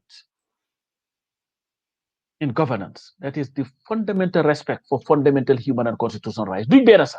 Even though I look at these people, I admire some of the things that they do. But when I know it, with Halifa Sallah at the helm, Gambia will become a reference point. Definitely. Those who are looking for effective governance, where you can deliver for the people while respecting their rights. What Halifa Musnajo have in a speech. When a country that is democratic, but underdeveloped, when the poverty of the people will eventually lead to those people rising up for economic advancement, thereby making democracy a casualty. But if a country is developed and undemocratic, the abrogation of rights will lead people to rise up for their rights, thereby making development the casualty. So always, these two must work hand in hand. Otherwise, one of them would become a casualty. Because so develop it, the channel ninji. So you get in the joke, so you joke. they don't care about the development because yooyu la ñoo taal yàqu-yàqu am démocratie su amee nga respect nit ñi seen rights itam ba pare amuñ luñ lekk amuñ luñ naan su yàggee they would get up and what is going to happen their rights would come into direct contrast with the might of the state and the end result will be a violation of the rights of those people, thereby making democracy the casualty. Why matter mun nga duga si?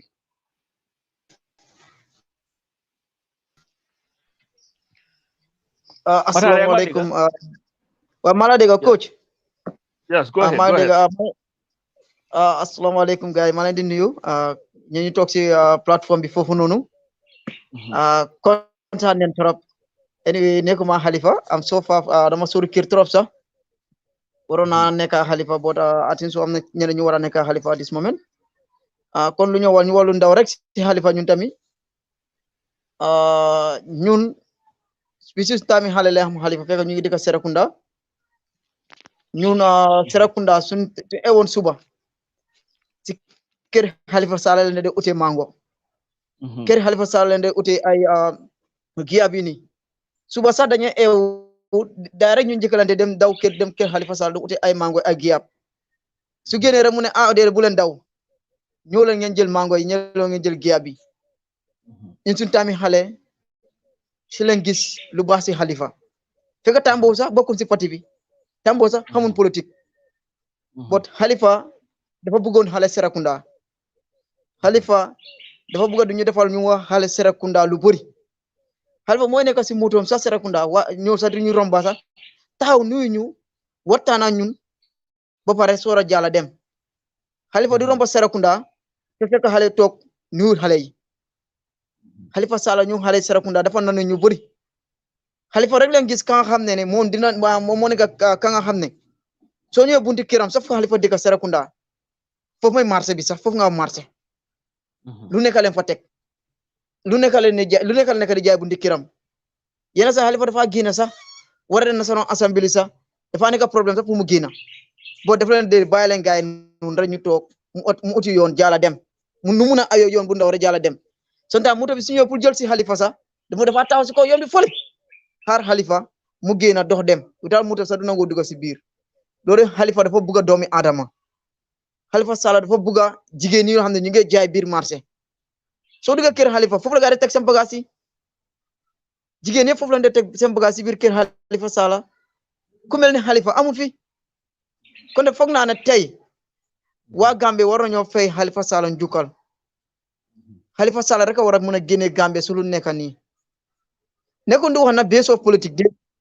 bu doon xam ne Halifa ñu naa moom ñoo nekk Serekunda ñu naa moom ñoo dëkk Serekunda te ñun suñu tamit xale yëpp Serekunda lañ ko defee suñ soolaan dara si Halifa leen dee dem yéen sax mu jëna ñu football sax de dem la ngeen play si school bi kon loolu Halifa Sallah defal nañu ko ñu waa xale Serekunda yi kon te lu ñu ko ñaanal rek 2021 buy ñëw nii su ndegee wiiw rek ne Halifa su ndegee wiiw rek ne Sallah kon te ñun nu bon Halifa Sallah defal nañu ñu bëri kon du mun a yàgg si line bi kon am si beneen mission bu nekk kon pour ñu dugg rek wax tuuti si Halifa ko maa leen di gërëm ñu nekk foofu noonu kontaan nañ trop mënut a ñàkk a dugg fii fu ñu ñu dugg fii mun a wax dara si Halifa kon ñu ne jërë ngeen jëf kontaan nañ kon honorable Halifa Sallah happy birthday to you and many birthday to come jërëjëf waay jërë ngeen jëf gaay thank you so very much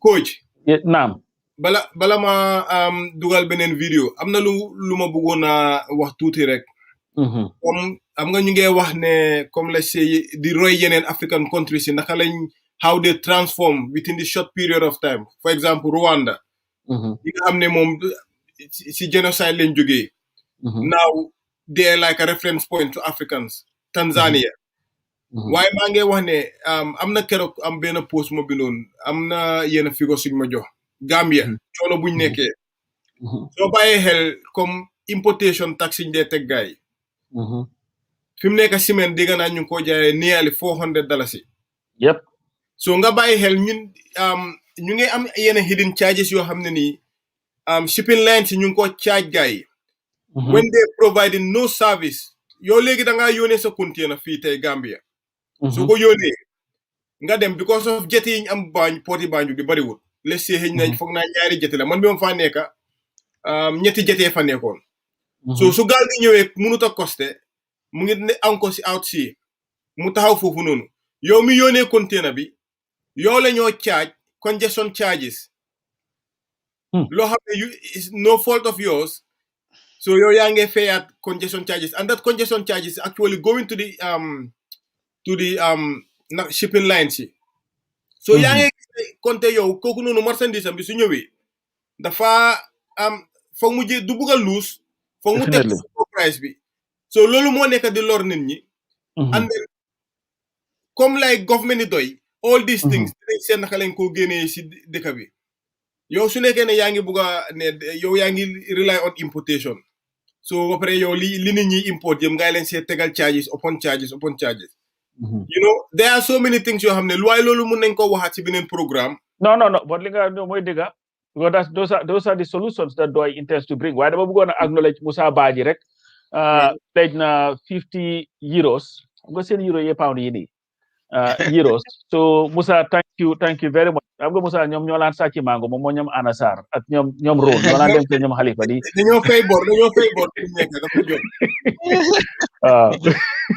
waaw léegi tam fon naa fay na bosam de waaye mu ne moom du wax so léegi ni ñoo def coach dañoo dégluwaat some more testimonies yes that's fine yes si dëkkandoori Halifa yi ak ñi nit am di jaamaam yi definitely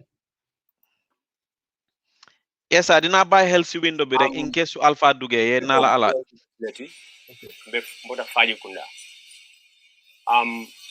Halifa ngalon kabrin 1986 87 ma fongola otumo mbeddo yare mbake yo ala tonya fo kalo molie ala sabato ala tilingo wala ke nal ko fatantela ngalo ko nyina mu molti men ngalon ko nyanta nyille tambendila Halifa la tilingo mota question nola Halifa la kabata molie wala mala balu round because ntene man Halifa je kabrin 1986 87 for B nene man Halifa je ay fintala buma ko B mbetam fanson hajo la keka Halifa nene majo wala oto wo mo sifa ninga wolje andum nata kala mutako ila wuluru benta binyon lu fe oto wo kamala mba wisla a happy birthday andum be duala e fanan fo ni nyong lu jama sinano nga jura nyofe bari mbe mem fanan hamela wala indiko fo asikeno modi mengalon ko wala be Gambia sambala miro membala o miro nyi esaje ko mbeyo buna o miro muna fango kono because Halifa la ala kende amota fo ne ba fo la fo e bata ita bannola so kamala mbe duwala si mayani jada kende ani harje firun anel labanyinya bari mbe duwala e fana nyi comme 2021 nga dandan state house. Assalamu alaikum malla Fatou Sow Jaite mangi deka Depakunda mangi wax pour mbiri oncle Halifa man ko xam mun naa wax ne depuis 1992 parce que boobu maa ngi dem GTTI si laa xam oncle Halifa si seen leaflet yi ñu daan binda may ko read di ko si gis di ko si xam beneen ñaareel bi tegu si ñun ñoo dëkk Serekunda moom fi mu dëkk Serekunda si marché bi ak ñun fi ñu dëkk Serekunda si boori Westfield daanaka benn la suma yaay ak brodam ñoo bokkoon school Serekunda school waaw xawma Cheikh Tidiane lañ ko wax ci si tudda Cheikh Tidiane so xamante bi yàgg na torop du tey te oncle Halifa biñ ko xamee ba tey mbir yiñ ko xamee benn mooy am na yar mooy respect am na yar mooy discipline yar moom ku ko xamee ku ko xam rek loolu nga ko xamee ñaareel bi mooy am na teegin mooy respect bi kum gis jox na la teegin jox na la sa cër jox na la sa gëdda ñetteel bi moo nekk ne am na fula am na fayda parce que nit ki lu moomun di def rek daf ko sémba si fula ak fayda ñeneenteel bi mooy niti dëgg la dëgg rek lañ ko xamee Halifa biñ ko xamee ba léegi lu mu waxoon démba loolu la dee wax tey amul ñaari wax benn façon ngi wax bi rek la dee wax moo tax nit koo xam ne la ñun dañ ne niti diine la muy diine islam muy diine christian parce que diine yëpp yàlla moo leen fi wàccee jaarale leen si messenger si fi ñu woon so te ñi liñ doon di jàngale jikko yooyu noonu moo nekk si oncle Halifa moo nekk ne am na respect pour nit ñi am na teegin pour nit ñi am na gëdda pour nit ñi waaye am na fula ak fayda si boppam tamit nekk na nit koo xam ne dëgg rek la xam oncle Halifa soxlalut kenn leneen loo xam ne du njëriñi askan bi rek laa wax suñ xoolee diggante bu gàtta bii nii yi fi xew yëpp su taxawee rek dafa nekk njëriñ xale suñ boy si doon démonstrate fii nii si marché bi ñëpp gisoon nañ ko dañ sant yàlla pour am façon ngi doomi aadama boobu noonu si suñ biir dañ sant yàlla pour associer ak façon nit kooku noonu si suñ biir dañ sant yàlla bim ñu mayee oncle Halifa si réewi Gambia muy njëriñi Gambia di njëriñi Sénégal nekk njëriñi àddina si yëpp ñu ko bégee di ko sant di ko ñaan nag birthday yam bii nii ñu ngi ko wis happy birthday yàlla may ko ci fan bu gudda bu ànd ak wér ak kàttan ba éeni bi mu am pour réew mi yëpp yàlla mottalil ñu ko si barke Alxuraan si barke sun waajur yi si barke Seydina Muhammad sallallahu alayhi wa sallam. Assalamualaikum.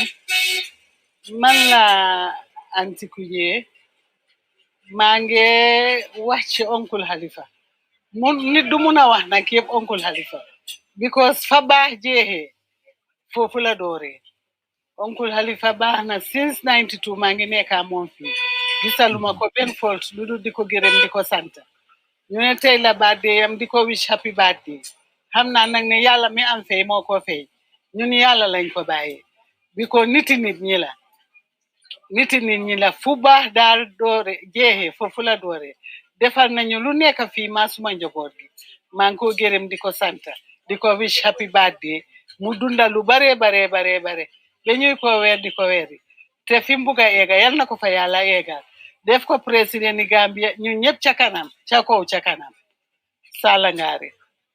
My name is Samuel Sarr, better known as Sam Sarr. I've known him, Halifa Sallah, since 1976.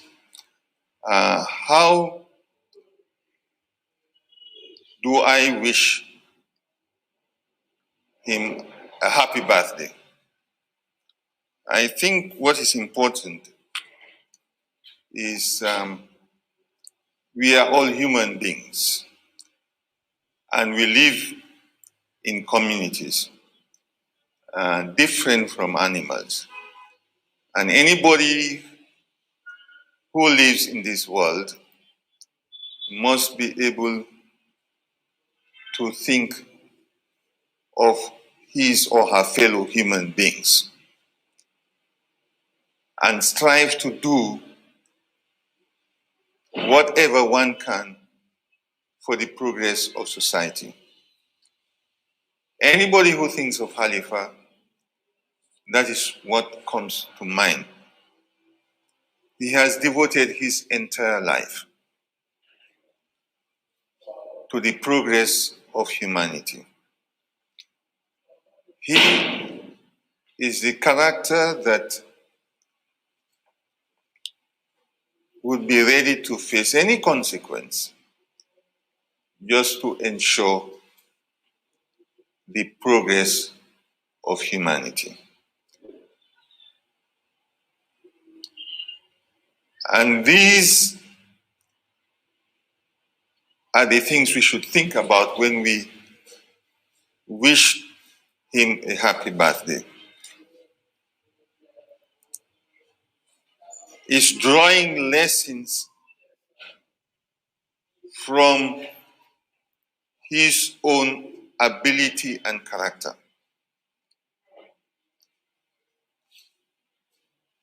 If we do, then that we should be able to benefit. I It's in this context that I'm wishing him a happy birthday, and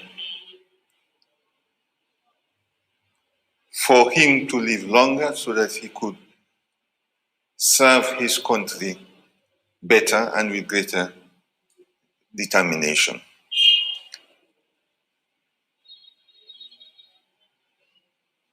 I wish all of us to draw those lessons, become a strategist as he is, a tactician who, in his humble approach, would always want things to move forward, and he does so with determination.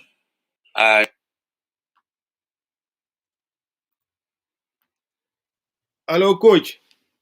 Yeah, Esa. Wow, ñu ñëwaat tuuti after ñu continuer si video yi.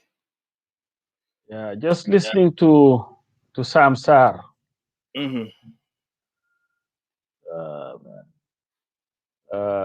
One of the people, Halifa would tell you, when he was going back to the Gambia from Washington, D.C., there was a Professor Kari Kari, I think he's Kenyan, who told Halifa ne Sodeme Gambia, look for a man called Sam Sarr. I believe you guys can work together. Halifa went to the Gambia and saw Sam. And in my conversations with Halifa, he had explained to me that when he went to the Gambia, because when Halifa went, he was working on his joint master's and PhD program in international relations at the university, the iconic university, Howard University in DC. But he said when he went to Ghanaian, Professor Kari Kari, Ghanaian, when he met Sam, he said, and saw the work that Sam was doing for people as a teacher, mobilizing people, helping young people. Then Halifa said to himself that he would be committing the greatest crime if he continues chasing degrees around the world when he could join his colleague that he was told to meet, Sam Sarr, to uplift the lives of the Gambian people.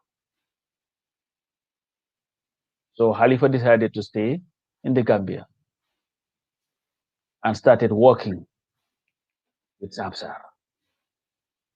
Through their work, they started coming with programs. And the programs were to be able to raise money and pay for school fees of students who could not afford it. This was before DOI was formed. That's what they were doing, the two of them. Sam was teaching physics and mathematics. I see my brother Modu Olimboj rightly said, the best math and physics teacher ever in the Gambia. Halifa was working at the Department of Social Welfare. After they closed their work, they would continue doing what they were doing to help the people. They were joined to the hip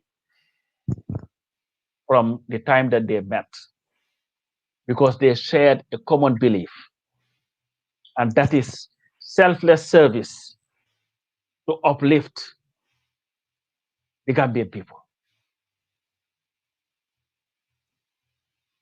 When the coup happened, 1981 coup happened,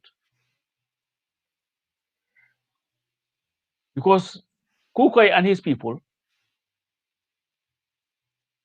wrote down all the intellectuals that they knew in the country who they wanted to help them if they succeeded. Sam Sarr's name, who was one of the most respected intellectuals in the Gambia, was found in that list. He had no connection with Kukai. They went to arrest him, and through that process, they found tapes, a lot of tapes of Halifa's program, Magi Elik. So our CIDs and they made a connection through that and also arrested Halifa, arrested Amisila, arrested Modugay, Adamaba, Pasambu. They all went to jail together. They fought their case together without the help of a lawyer and were released together. When they came out, was when they wrote how many more will have to die at the Mile 2 prisons and emergency situations. Then when the Senegambia Confederation was formed, Sam and Halifa worked together to come up with that document, Senegambia Confederation, the facts, debates, the doubts, the lies, and the truth. We expose the problems with the Senegambia Confederation. And Sam was the glue that brought everybody together. Because you heard Arababa talked about it. He was the one that everybody knew. He was the one that was getting the young people together. So Sam, Halifa, Syria came and was able to translate part 2 of the Senegambia Confederation document through Sam Sarr. So you see the connection. So when Sam gives a testimony about Halifa, it's powerful because he knows him. He walked with him. They share a belief. And they've been comrades from 1976. 45 years. These two people have been working together. So when you hear Sam really talk about Halifa, it's like so profound. Because Andabu Yagala, the Andabu Hamne came about through genuine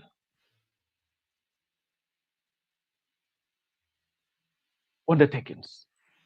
It was not affairi chaha. It was always serious from day one. And Halifa told me this, like I've met so many people when I came. But Sam Sarr did it for me. It's like when I met this guy, I know that this is the guy I want to work with. So I just wanted to bring that to light because that's why when I was listening to Sam, you can get, if you know the history, it can get to you.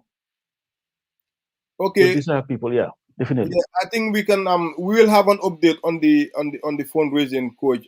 I've got a message from Mohamed Drame. Yes. To the PayPal. However, we can carry on with the videos because we've got so many testimonies. And Go then ahead. we drag it. So I'm gonna leave it to go for 2 more clips or 3. All right. Okay then.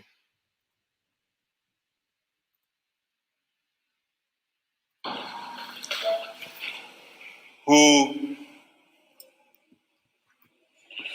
in his humble approach, would always want things to move forward, and he does so with determination.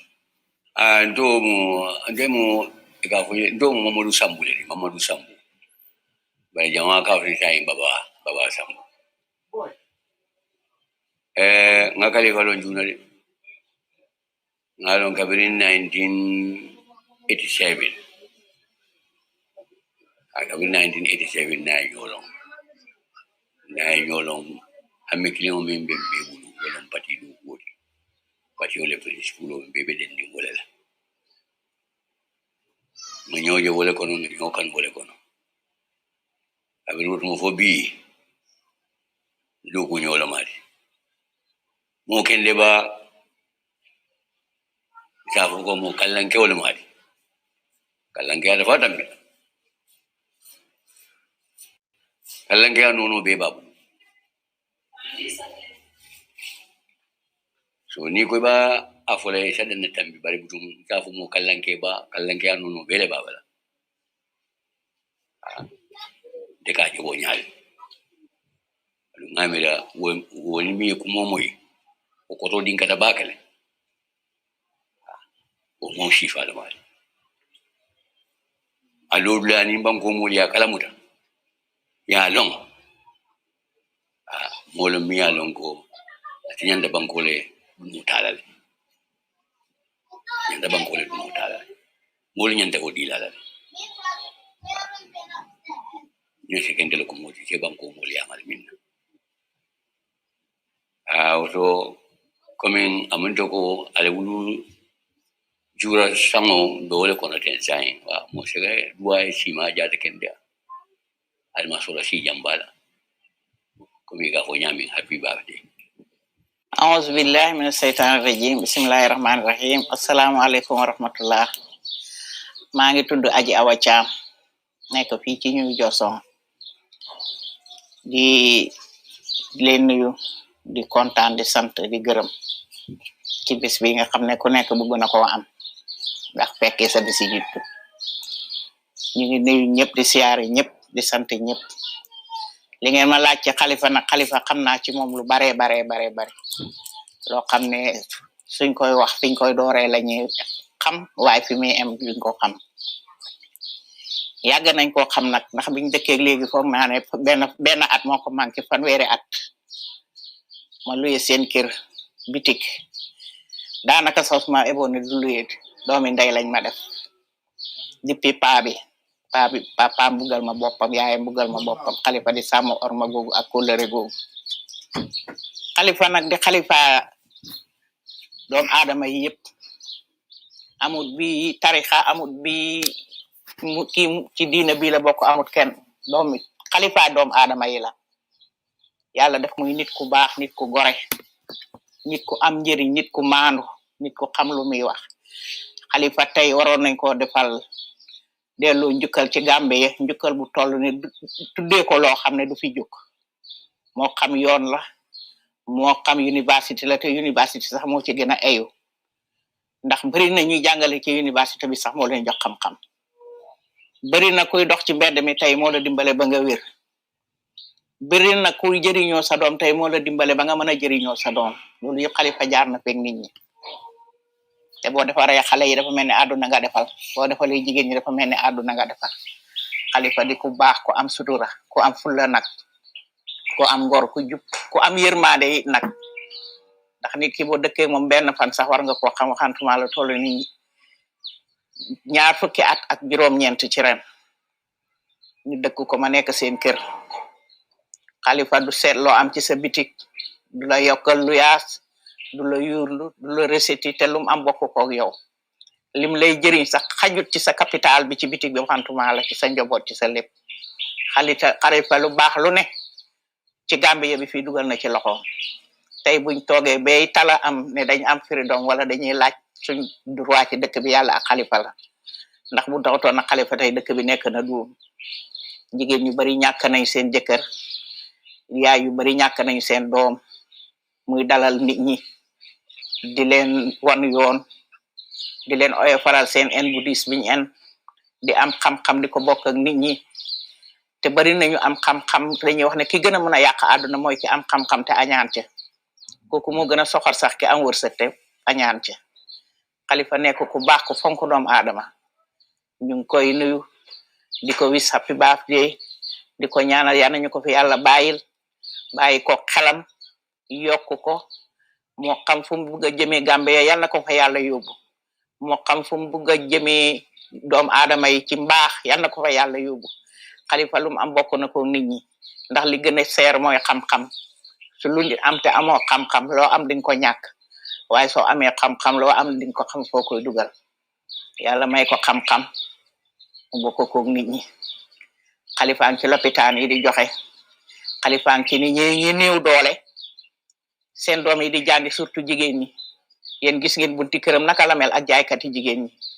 te nam leen di moytoo bañ a sax fu ñu xalaat ne daf leen fay aaye wala leneen di dimbale ñëpp ci xam-xamam amam man-manam yal na ko yàlla yokk te sàmm ko te sàmm leen yéen ñi ak njabootam ñun ñi ak njabootam lii nag tey neex ma torop ndax kër gi Halifa def na fi lu ne su suma ronkoñ rotee Halifa dana ñëw su ma amee bànneex dana ñëw la loxoom ñëw njabootam gi mu boole ma ak ñoom ba ma ñeme ñëpp di fa jëriñu ma leen dara nag ñoom ñoo may jëriñ waaye yal na ko yàlla jëriñ yal na ko yàlla dimbale te taxawu ko te taxawu leen lépp lu mu mébét rek yal na ci yàlla dugal loxoom li ma xam ci Halifa su ma ko doon wax tey du jeex ndax xam naa digganteem ak waajuram yi Halifa ku fonk waajur la toog ba nekk ñu ne yaa nga am place bu fort ca gouvernement ba ngay lu ne nga di ko xidma sa papa lu ne nga di ko xidma sa yaay di ko dimbale bu ndek fonk kilifa Halifa lu ne defal na ko yaayam defal na ko papaam te yaayam ak papaam gërëm ko ci kanamam nit ñi di ko dégg di janoog moom kon Halifa lu mu yóotu dina ko jot lum ku ko fexeel fexe mu du fexeem jàmm yàlla dana ko won moom ci boppam moom mi ko fexe lépp lu ko nit yéene ci lu baax danga ko bokk ak moom kon Halifa ñu ngi koy ñaanal jàmm ñu ngi koy ñaanal salaam di ko ñaanal ak njabootam di ko ñaanal ay soxnaam di ko ñaanal ay rakkam ak magam di ko ñaanal képp koo xam ne yaa ngi ci keppaaram di liggéey yal na yàlla defal la jàmm te yokk la ba nga yëg ko sàmm la sàmm sa njaboot Halifa yàlla dafa def ma bugg ko bugg koo xam ne awma rus ci moom ndax dañuy wax ne ragal péete dafay xañe wërsëg te man suma wërsëg ci seen loxo la ko yàlla jaarale ndax bëri foofa nekkee fanweeri at di fa liggéey sa doom yëpp foofu nga di leen liggéeyale dimbale leen bañ dem bitim réew ba di la jëriñ yàlla di la dimbale soo amee kaala maaka foofu la la fekk su sa doom yi amee ay kër foofu la la fekk kër googu waruloo ko fontoo famille boobu waruloo ko fontoo lii moo jaar suma diggante mu ñoom Halifa di ma digal lu baax di ma jox lu baax di ma defal lu baax te di ko def ci nit ñi ma di ko gis te ni nga koy defee ci nit ñi noonu la koy defee ci seeni mbokk duñ sàmba àllah lépp luñ def ci biti rek ñu koy def ci seen njaboot gi kon ñu ngi koy ñaanal jàmm yàlla bu mu fajoo wërsëgam yàlla bàyyi ko xelam bàyyi ko ciram bàyyi lépp lu mu sémb yal na ko ca yàlla dimbale ci baax ak yàlla ak yonentam barke salaatu fatiha barke Cheikh Babacar Sy miñ ko tuddee barki démb di ab bisam maa ngi ko ciy ndokkeel bu baax ci bis boobu tamit ndax moom moo tooma am ñoo bokk bis bi tooma am génn àdduna bis boobu noonu mooy baax fan yooyu mooy baax di am kon jërë ngeen jëf. Hello, coach. Wow. What can you add to that? I think that was powerful. What can you add to that? No, Yeah, our cham. that was Yeah, really powerful. yeah, our cham jërëjëf si wax ju rafet ji nga xam ne wax nga ko. Waaw ba pare maa ngi gis Anna Sarr mu ngi wax ne he couldn't control his her emotions. Waaw because maire bi. Waaw. mu ngi ne moom mu ngi rent kër ñoom Halifa 29 years. Halifa du leen yokkal luwaas du seet luñ am ak luñ amut. mu ngi mandu nu moo diilee ak ñoom. maire bi moom waxam bi si boppam is just so touching ba nga xam ne nii it's just like I don't know na ngay reacté sax and lii daal mooy nit. gis nga nit coach seede waaw.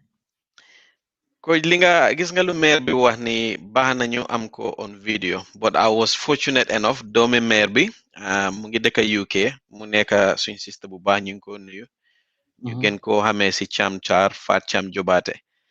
She explained exactly the same thing and I once spoke to the mom before tey besi video mom si boobu amu wax the same thing. It's just façon yi soo ko déggee what you just li nga dee wis rek can I be even 5% of this guy because lit tried they ku am these are testimonies bi nga xam ne you know it's the life that you lived it's not how long you lived te tey programme bi tamit firnde it's time we start celebrating our people when they are with us. There is no order or no better person, not because of party affiliation, but testimonies is apolitical. So it's all the same thing over and over and over. Man, I felt emotional listening to this. And, we can just hope and just continue to tag along pour mu gën ñoo inspire di ñaan yàlla mu yàgga fi lu bari dañu uuf waaye ñu ngi fàttali nit yi benn tey The GoFundMe link is there. The PayPal is there. Because we are not giving him direct presence. We are not there to celebrate with him. But Luwai contribute towards those two campaign reg. You helping the party. See election year like neka. So you get bente nyak nyep to go because they gonna testimony te kusa whole face silonga content reg. There is still more work we have to do this year to make sure Gambia gets that leader that we've yearned for since we have our independence. More having Uncle Halifa at the State House running the affairs of the country. Jerry Jeff, I think I need a bottle of water. This is just wow, strong. Yeah. So let's see. From Nagai, you guys can come in. Definitely. Musa Safiang Ancha. Unmute yourself and come. Definitely. Halifa, chances are we're still trying to get him. We may not be lucky because of we understand that there was a diplomat that came there to have a meeting with him. So we don't know how long that's going to run.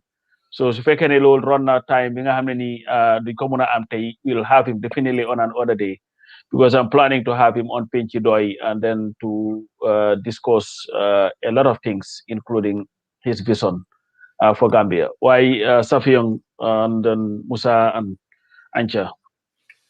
Yeah, coach ñoo kay wow me met pour ka kol ka fu ñina mo mel fota jam foka pare pour ka fel la faawo kan kay o be ko yala bakela because mo le diamu ta jamela lon ko wol yalon ne mo le diamu ta jamela lon ko ina be sirinne so nin mo be da benta kumento kaje ko kari bet yatale kari wasatale parce que waso ñing akoliata bakele ka wasa akoliata bakele parce que nimmo wasata ko be ka soni ayenne nimmo wasata la baluo fon ka soni ale parce que yemen soto I wasata wolati so ite bukala fi mo ko tan na fengo ko taki parce que même be te bulu o da makanyanke oto même be te bulu ite kala fi ñine la ko kare même fana ma soto mbato fana nga soto bari menga Gambia batandi wala mu nga molle soto nyaato nun mela lon ko ima wasa membe buli ima wasa wala mol mel be bala wol ma wasa ima wol fana la wasa no parce que nyaato kaya nyin koleata le ite be nyame ke nyom mo karandi wala koleata dina ka fayen ko ha so Halifa Sallah o be ke wolati mo fem be diamu ta jang be nyine fo ko ay mol kanule a wasatale a kulutale a fo kuma a yolonne a kamuta daji ko fenfende nasi hadamadiya na kende ata hadamadiya kono la wo jiko be batalen woto happy birthday a baraka bake ye do ko men ki Gambia. Thank you very much. And Ancha Musa. Jërëjëf Safiong coach guys lu fi wax yëpp we just gonna go back to the same thing. Fi next month suñu wax about Halifa duñ fi jógee. Halifa to me he is the complete leader because every leadership quality boy is in Halifa and Halifa boko xoolee nimmel ba pare di jël time am di gën a gestu xam nga ñu bari xamuñ loolu Halifa dafa jël on time am every single day pour xool ko ci gàttal daal Halifa Sallah he is the complete leader and there is none in this whole world a political leader in our time right now like Halifa Sallah. Amut. It's only one. And Sumane Khadi wax tamit is just gonna be a repetition. But lu ñoo ñaan rek mooy nit ñi nañ xool bu baax ndax am na njiit boo xam ne wax dëgg ak neex yàlla soxlul dara ci réew mi soxlul dara alalu réew mi li ko tax a jóg rek mooy ñu jubanti réew mi nu ñi yëpp dunda boo xam ne ni dunda bu sella la kon ñun waa Gambia nañ lañu booloo jubal benn direction moo nekk ñu defar réew mi te Halifa ba mu commencé ba léegi si loolu laa dox ñim àndal si loolu la ñoo dox kon ñu jàppalante defar loolu laay wax jërë ngeen jëf Ancha over to you. Hello Wati Musa yéen ñëpp nuyu naa leen again loolu leen wax rek la fii liñ fi wax it's just repetition la moo nekk because ñuy déglu testimony si suñ yaay yi suñ oncle yi suñ papa yi li ñoo wax si Halifa dama dellu di lacciwaat rek ñun Gambien si exactly lan lañ bugga because fekkee ñu ne ñun dañ bugga déggantaan kan moo yóbbu suñ dëkk bi kanam it is not hidden anymore ñun ñëpp xam nañ ne Halifa Sallah suñ ko joxee suñ dëkk bi luñ bugga rek lañ see am bu soobee yàlla because nit ki nga xam ne mu ngi dunda juróom-benn fukki at ak lu tekk ngay dajale ay nit ñu bari képp a koo laaj lu rafet rek la laa seedeel si moom ñu ne nit amul bot waaye moom de botam bi kumpa nañu ñu ne doomi aadama ku si nekk am na sika waaye moom sikkaam de yàlla nëbba nañu ko because kenn munta am li nga xam ne ni lii nga mun a wax ne man de man lii moo ma doy si Halifa kon loolu ñun dañ ko war a sante yàlla ñu jéem a fexe naka lañ koo njëriñoo te nuñ ko mun a njëriñoo rek mooy jël Halifa dénk ko suñ réew mi te dama continuer di repeat lii nii Halifa bés biñ ko dénkee suñ réew mi du njëriñam moom ñun la moo njëriñ ak suñ njaboot because comme lu doy dee wax la judd si coono maaga si coono dee si coono ba pare bàyyi sa njaboot bi si coono boobu noonu am na lu ko gën ñun ñi juddu nañ si maaga nañ si ba toll si nii kon ñaan nañ yàlla suñoo joxe gannaaw tam ñu fekka génn na fi te ñu bàyyi suñ doom yi si lu gën te loolu li moo mun a amee rek mooy ñu amee doy government jiital Halifa Sallah Halifa bañ na ko ba wax nañu ko moom dafa hold boppam accountable already mu ne bés biñ ko joxee réew mi te lim ñu wax yépp defu si dara ñu ooyee ko njublang ñu ooyee ko criminal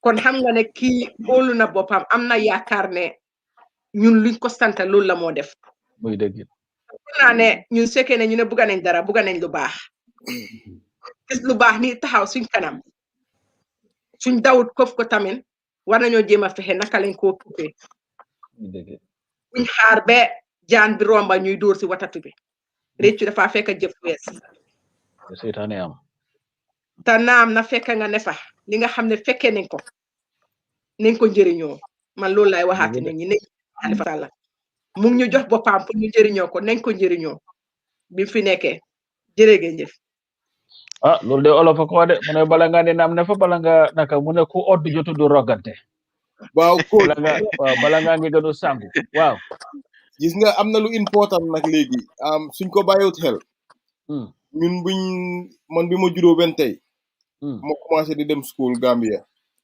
di mag problème yu daan am yëpp soo waxee ñu ne la yéen seen youth si ñooy amee dëkk bi ëllëg youth si man léegi maa ngi 41 te dama séntuwul ne dara in the next 20 years ni dëkk bi di demee nii ba kañ la ñoo waxaat yeneen youth la ñoo waxaat fi mu nekk nii te lii nii yëpp mooy li Halifa doon wax def leen nii ngeen ceeñu ko because am na audio buñ siyaa woon 1992 problème yi Gambia 92 dafa benn tey nit ñi dégluwuñ loolu moo nekk di gën a it is getting worse waaye nit ki mu ngi leen a wax solution bi mu ne leen lii ngaa def nga fajoo ko ngay ko faa romba di dem defi leneen so da ngaa gis ne waxi te ñi nekk si kaw nag benn tey suñ ne nii rek ñu ne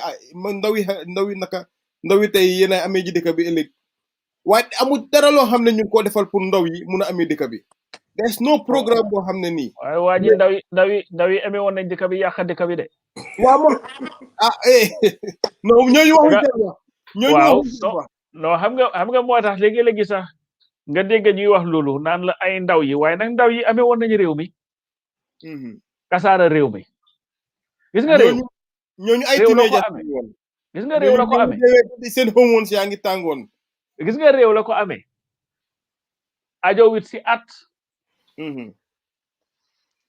ak fu sa jànga toll nga soo nekkee ndaw jànga bee kii te manduwuloo ab kàccoor rek ngay nekk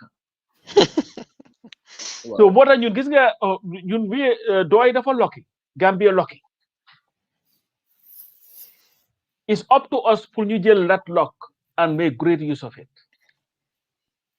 mooy ne ñu ngi am ñoo xam ne gis nga whatever like I was trying to say earlier whatever that lu yeneen àdduna si yëpp dëkk yëpp di jooy si njiit ñun ñu ngi ko am ba mot sekk jàkkaarloog ñun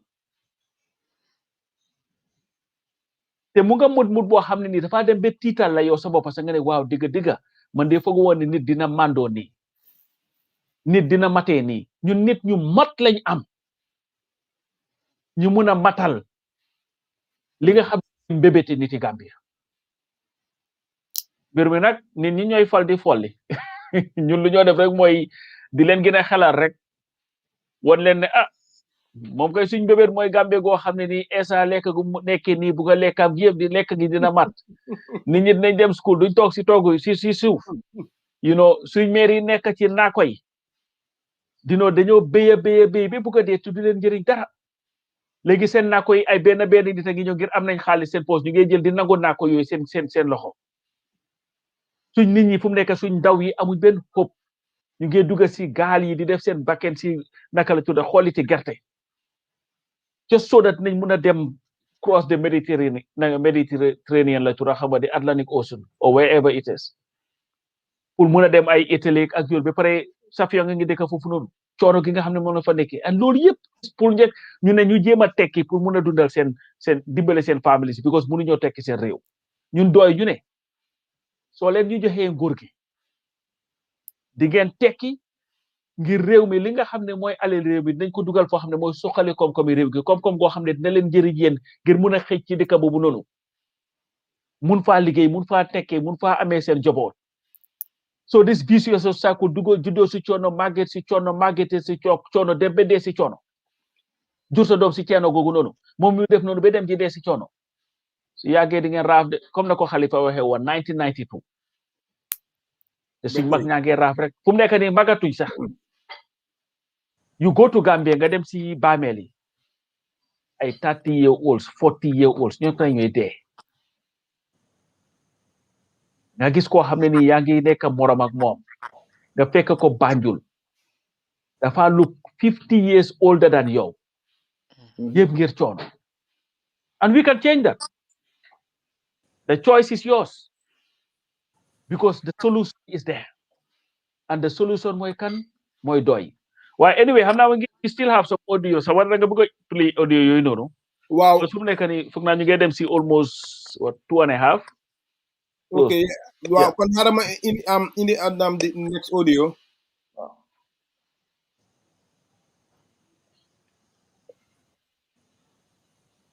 I am Idrissa Jallo. Halifa, I began to notice his presence in the Gambia in the late 1970s when he had a program over Radio Gambia.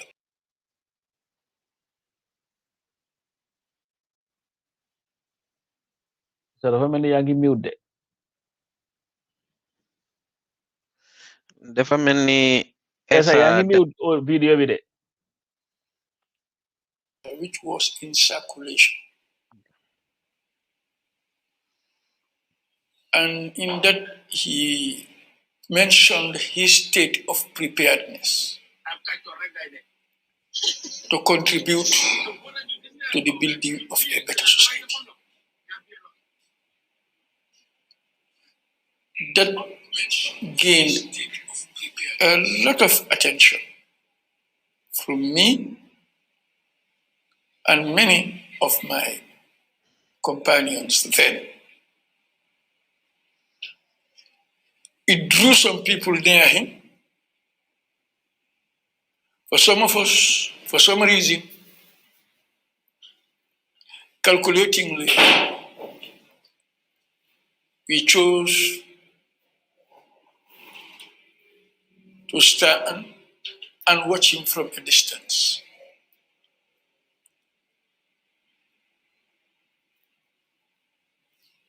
And as the period continued to evolve, in 1986, a party was born called DOI. He was one of the co-founding fathers of the party. It came with a different style of politicking, a different style of campaigning,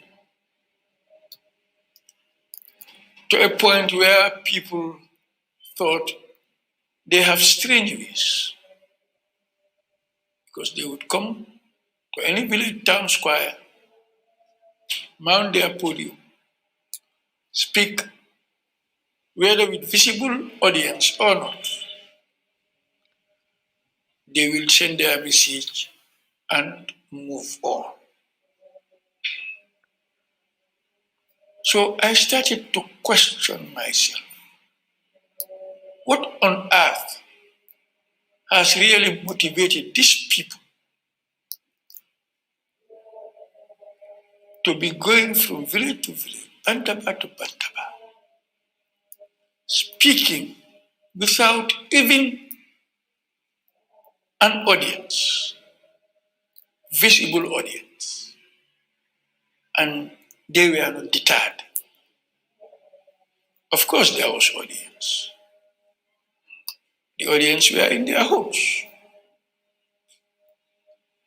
Then I began to follow their line of thought. And it was all geared towards peace, social cohesion, development.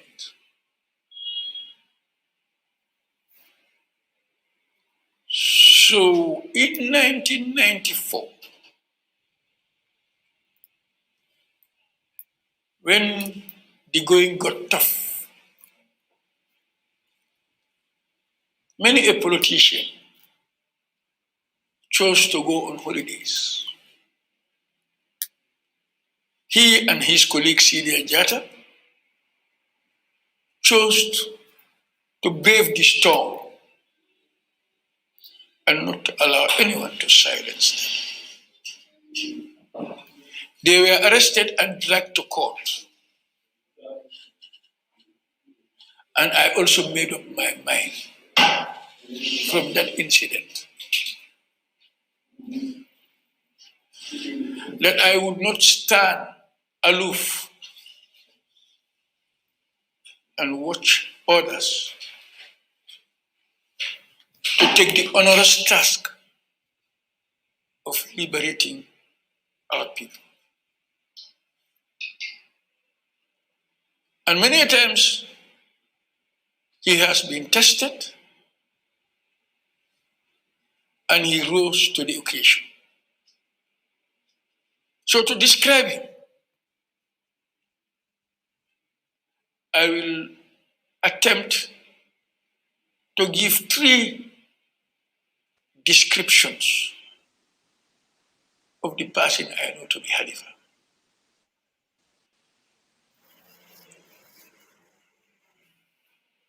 The politician, Halifa, the community man, and Halifa,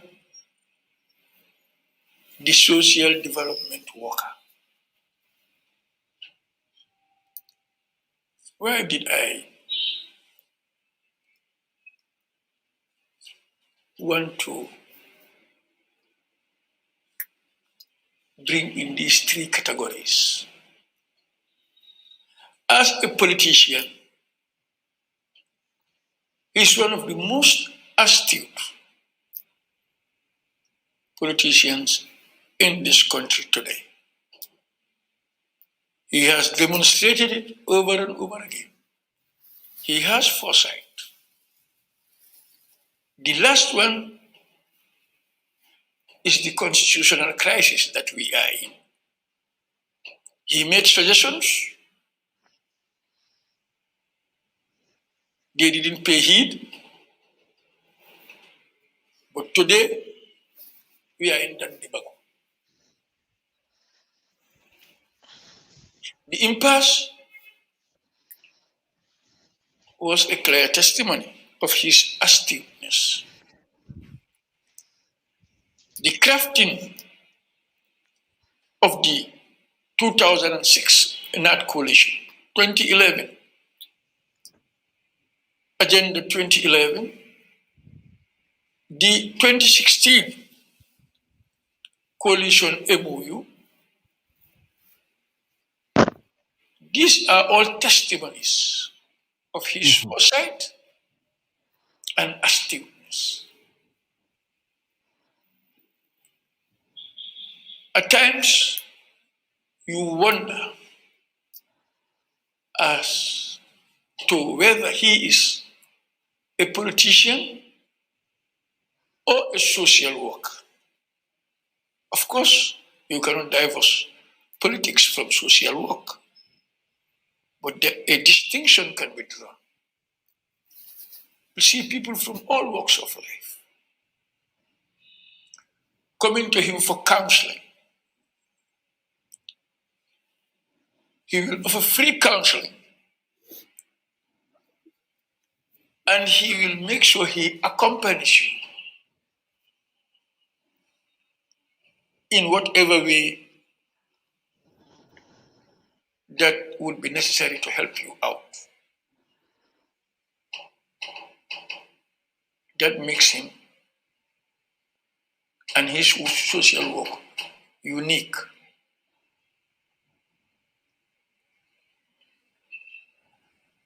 Well, something I find quite fascinating about him is he is married. He has a wife. He has a family life. But that has never stood in his way to the point that people's problems, people's challenges were put on hold for family reasons. And no one within Doi would say otherwise. So for me, this gentleman is someone who has surrendered his life to work selflessly for the upliftment of our people, Africa, and the world. He is the Halifa I know. Well, wishing him a happy birthday is traditional. People do it. But I think it's an understatement. This man has lived many birthdays, and he will live many birthdays to come. Because he is not the type of person whose legacy will be forgotten. So in as much I may concur with you to wish him happy birthday, but I do know, and I am convinced that he will be celebrated for many more years to come because of his sacrifices he made. I thank you all. Yes, I think we've got a guest. If we can just get her for 2 minutes, if that's okay, before we play the next video. Yeah, we can go with Anasar. Anasar, you're in.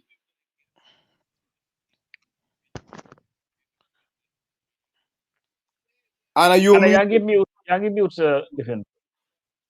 Ana da nga génne sa mute bi xam nga lii la ñoo wax si séeréer li. Okay, sorry. Okay. Gis nga maa ngi behave comme ay Pël de. I'm so sorry. Na ngeen def. Asalaamaaleykum. da nga xiif.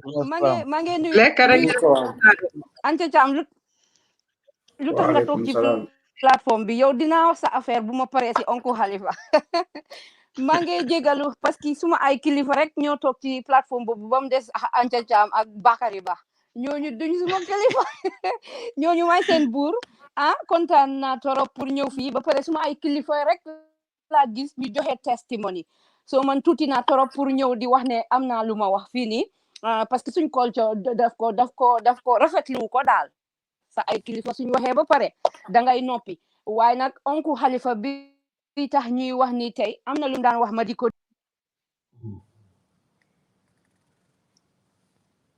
We lost Anna, it looks like. Yeah, we lost her. Xam nga network yi séeréer la moom mooy loolu mu ñu doon tooñ ñun poli waaye ñun suñ network ba daaxa bu séeréer li I think it's back again on the things so suñ ko mënee may another chance rek if not ñu continue. Well, okay. That's good. Wow, now unmute. Anna, unmute her.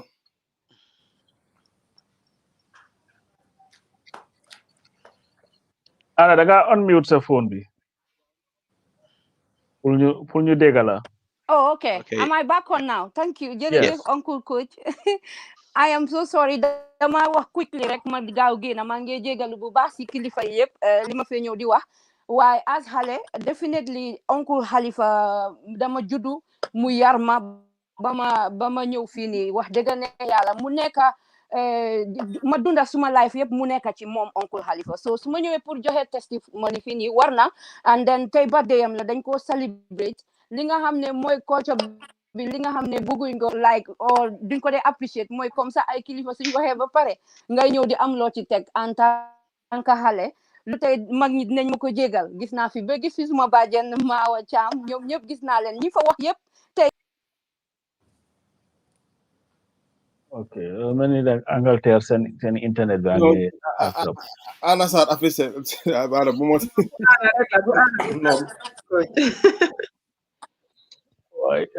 na mu ngi ñëwaat. Go ahead, Anna. Let her in.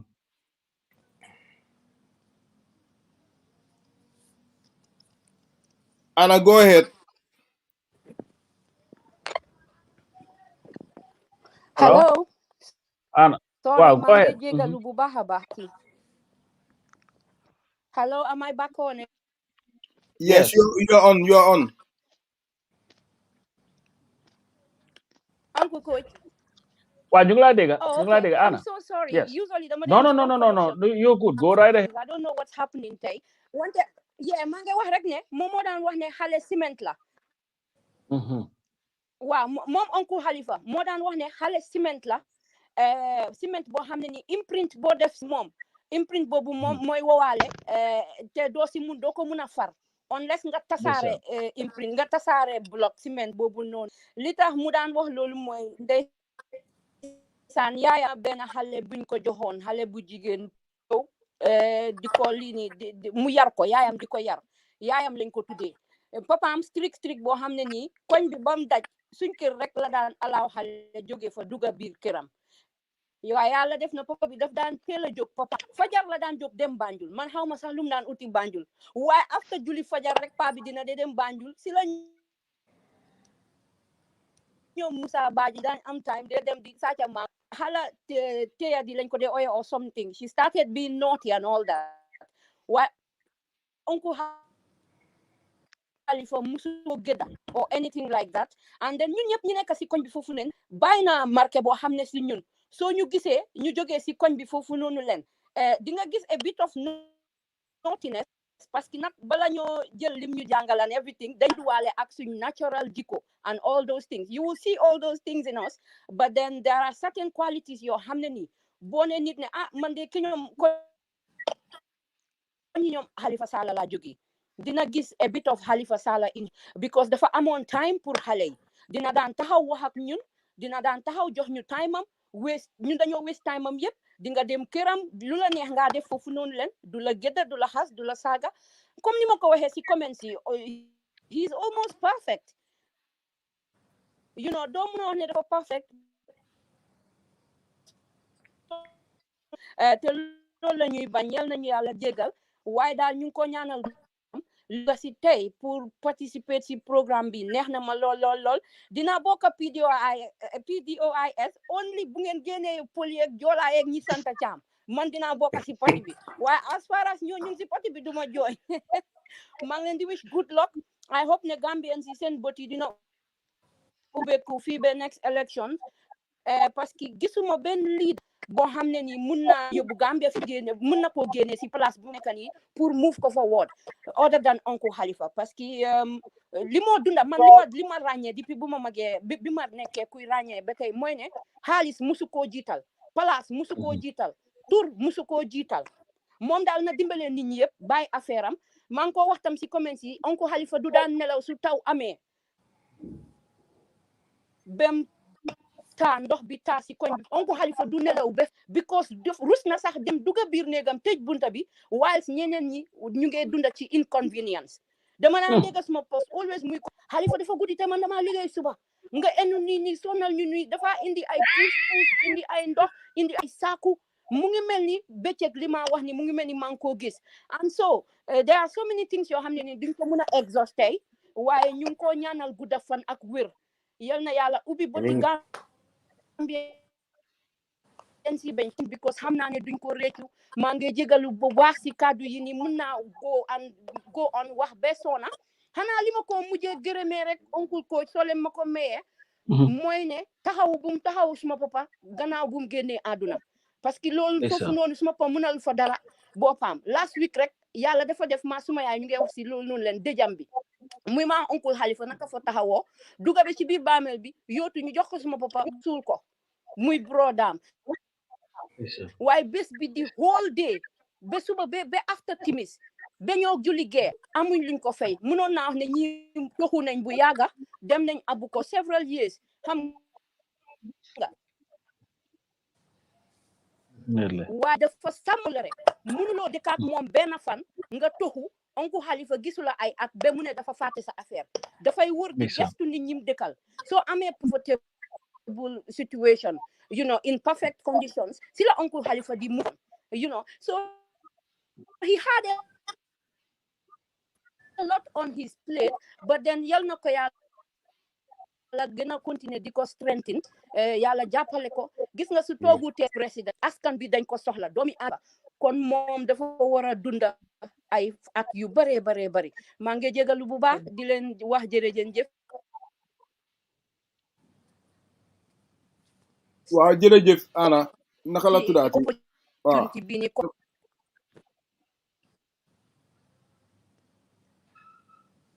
mel ni Anna moom connexion am bi dafa sant Gueye mbaa mu sant Seka Anna connexion bi naa sant Sarr léegi na ñëw join kon naa change sant bi from Thiam naa sant am na kuñ am si backstage bi tamit de Esa so I don't know I think it's Ket Sarr waaye yeah balaa Ket si dugga si lu Anna di wax nii sax pour affaire yi dëj maa ngi gis René Badiane who lives here in the US and has been a long time supporter of the party mooy bu ngeen seede dëji yaayam bi ne dafa gestu rek gis Halifa ak Adama Bah ñu ngi ñëw jaale ko man loolu man mun naa attest to that bu suma yaay gaañoo mu ngi fekk Halifa France mu call ma dafa ma seen email ne maa ngi dégg dëj bi and his encouragement was you know Jaw it is okay pour nga mourn sa yaay because it's a difficult loss that one would have gis nga dee bu mu eggee Gambia the next day bi dafa dem straight suñ kër pour jaale ji usma brother de jogay the same thing so pour moom definitely soo déggee nit ko xam ne dafa am kóllëre dëgg definitely my Halifa. And you know, there's so many things that are personal. You go through it with him. Why it's just massive. Nitla dal. And what Anna said, I'm going to dig a low. This is something that Halifa is definitely known for. You know, do fetchy color book. Definitely. Why? Yeah. Ma ini Kex mum tamil mungi on manko sen Wow. mungi Yes. Kex, you on anything to say about Halifa? Kex tamit fogg na Jow Media Network la amé.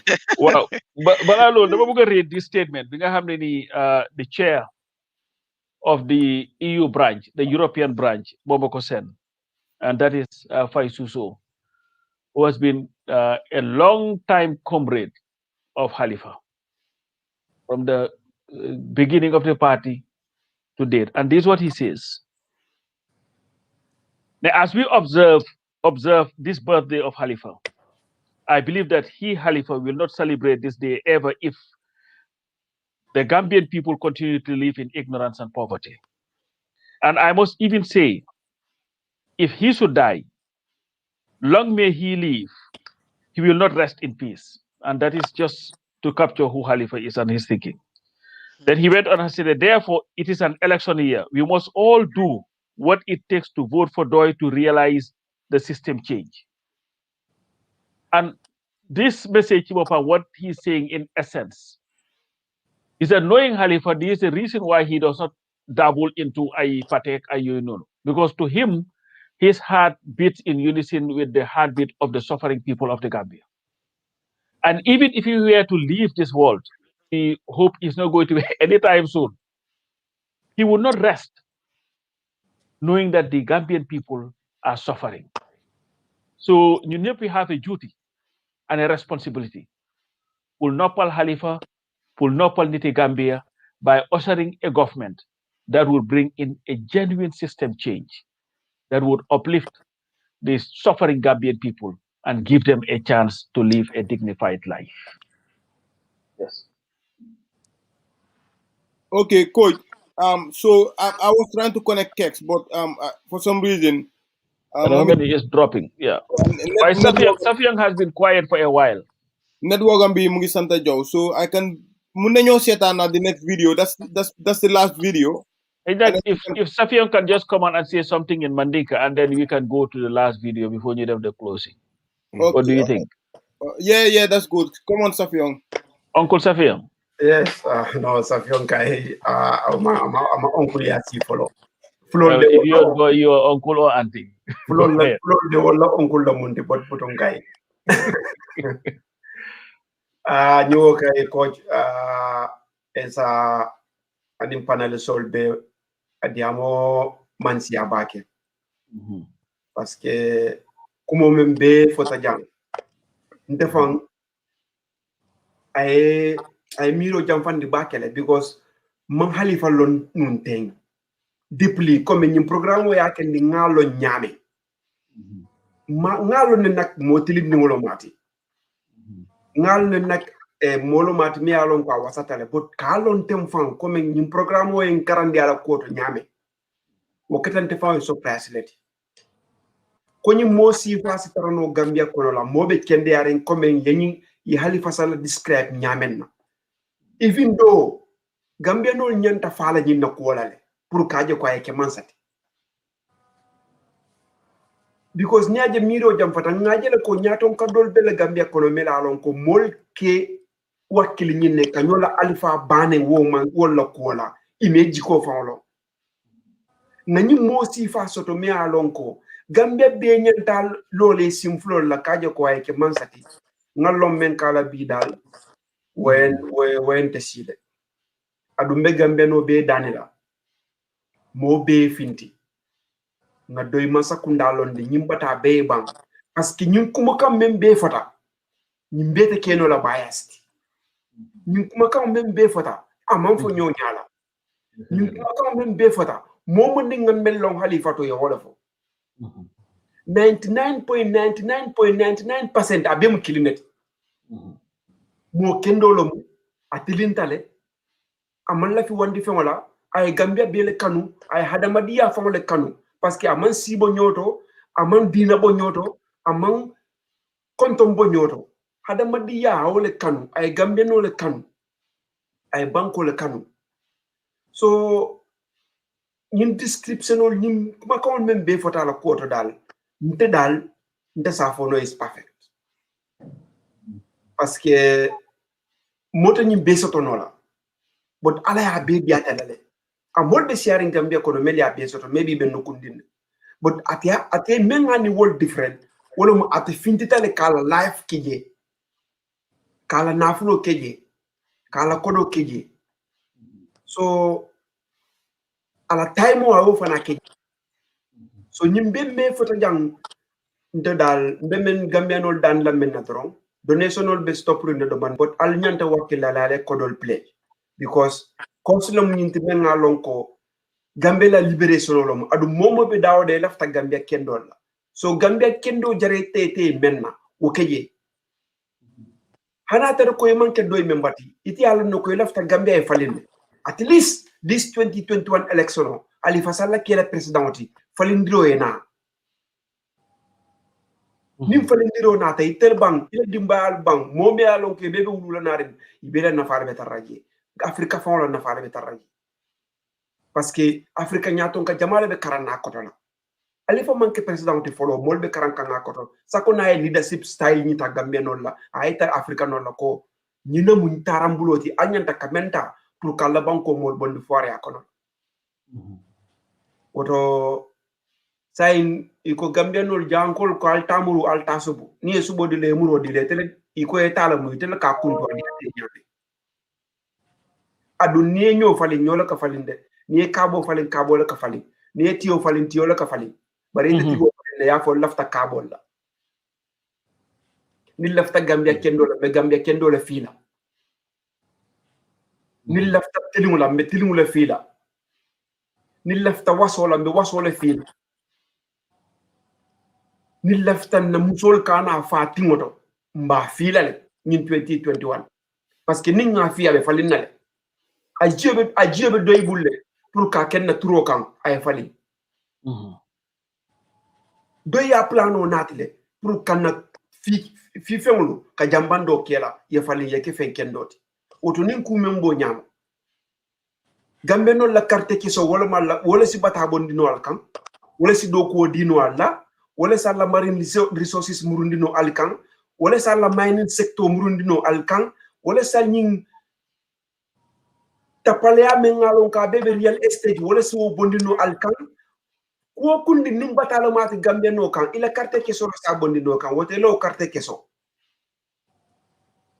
Halifa Sallah for president 2021 ni lafta bataay boy kan ite gambia no membe jibe kan ani men kan jibe ila nafulo bondi yadundi doy kunto isembo bondi yadundi doy kunto ila kuma kan bondi yadundi doy kunto ila tarambulo fongo bondi yadundi doy kunto ani la nafulo ya carte kesota ya fay Halifa Sallah pour doye jambando men nati transformative agenda men nati isa bonno gambia kono la fi fen kendol men ngalon ko ngefi bese falin ibaje la kon na poro kono la jesi falin social security ase falin civil service a bese falin ko kundi ning atara ko gambe nol nyanta sula la wala la na police on te tan don toro ke la jannin karobe fala atara ko la salary fon ya bando molale wo turo nyil be doy dam mala ba jibe no la pour ay fali woto nga message jolu bule ta do man ala baraka ko nyaado thank you very much abaraka bake saimbe na last video play.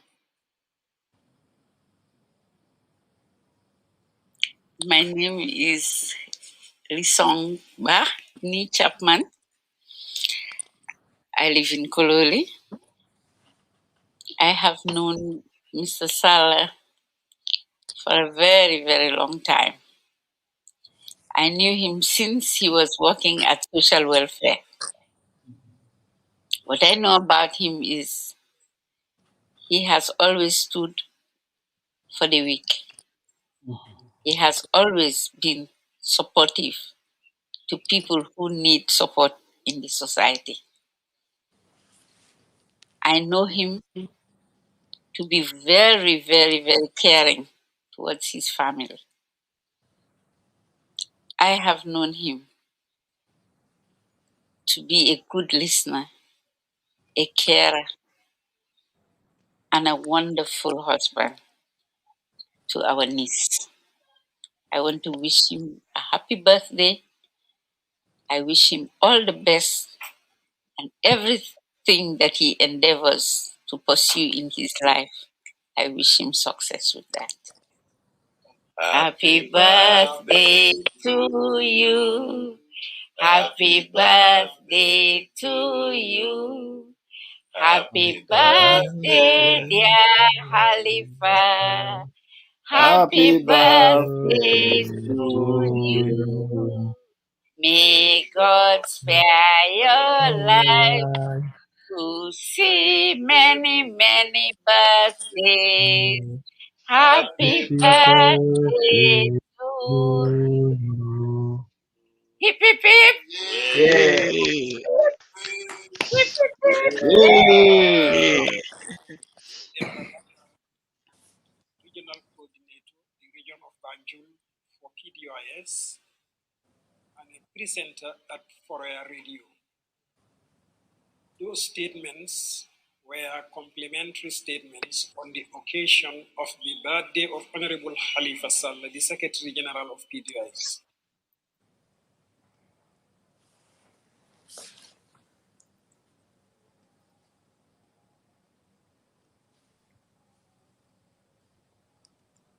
Coach. Yes, sir. So, Jehna. That was the final testimony, and we have Jada Bondur, who said he wants to say something about Halifa. Okay. So I can bring her on.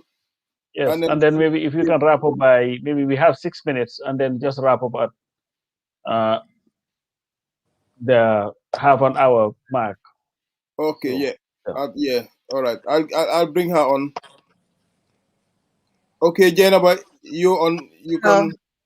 Hello, na ngeen def yéen ñëpp maa ngi leen a nuyu yéen ñu fa toog yéen ñëpp fay nañ la yéen a ngi def liggéey bu baax a baax nuyu naa Anta Caam suma sista nuyu yéen ñëpp suma limee dama juum yéen ñëpp kontaan naa moom tey suma oncle bu sës man sës moo nekk birthday am tey oncle boo xam ne ñëpp a proud oncle boo xam ne dafa diin oncle bu am ite si doomi aadama oncle bu yëg doomi aadama te oncle boo xam ne ngoram kenn du ko mun a jënda yàlla moo ko binda mu mel oncle bu yëg nit waaye yenn ko yàlla bàyyi suñ kanam fii mu toog be birthday bi yennam ko fekkee si at yu bari mu toog be jël nguur bi teg ko ci loxo mu jàppale ñu si mes bi nekk Gambie yëpp génna oncle boo xam ne la soo demee ci moom boo eggee si moom sa soxla dina faju te kenn du ko yëg oncle bu am sutura soo eggee sa ne ko salaamaaleykum jox naa la lii pour yóbbal mu ne la bugguma ko am na ñeneen ñu ko yeeloo ñëppang laa xaar yaa ngi ñëw moo tax ñu mel noonu ñu diin ñu déggu ñooñu war nañ leen a bàyyi xel ñooñu ñu mun a dimbale ñooñu ñoo mun a yóbbu suñ réew mi si kanam ñooñu ñooy seet li gën pour ñun ñooñu ñoo bugga suñ dëkka nekkul ñoo xam ne dañ si bugga dara because ñii bugguñ si dara ak suma oncle Sidia moom suma oncle because suma first cousin Sidia mooy papa ku diin ñu diin sax oncle ñoo xam ne billaay dama nekk jarbaat boo xam ne dama proud pour am oncle yu mel ni ñooñu